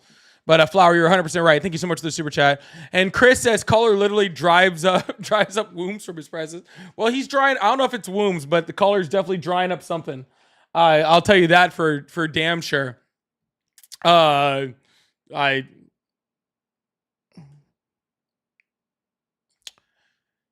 it's I'm gonna leave that alone. Chris, you're right. I'm gonna leave it alone. I'm gonna leave it alone. I'm gonna leave it alone. I'm done. I've been over 3 hours tonight. I'm done. It's time to call it a night. I did have a lot of fun though. I really appreciate you guys. Thank you so much for being here tonight. I am gonna cut off the live for the end of the night. Hope you all have a wonderful night. And all of us, thank you so much for that galaxy. Oh my goodness, thank you so much TikTok for that galaxy. I really appreciate you. Thank you so much. That is absolutely huge. You're absolutely awesome. We are going to end the live for the night. I'm done for the night. I've been on for over 3 hours. I'll be back on tomorrow night.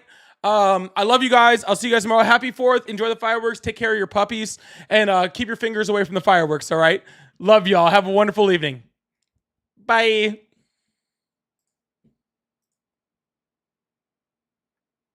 It's insane!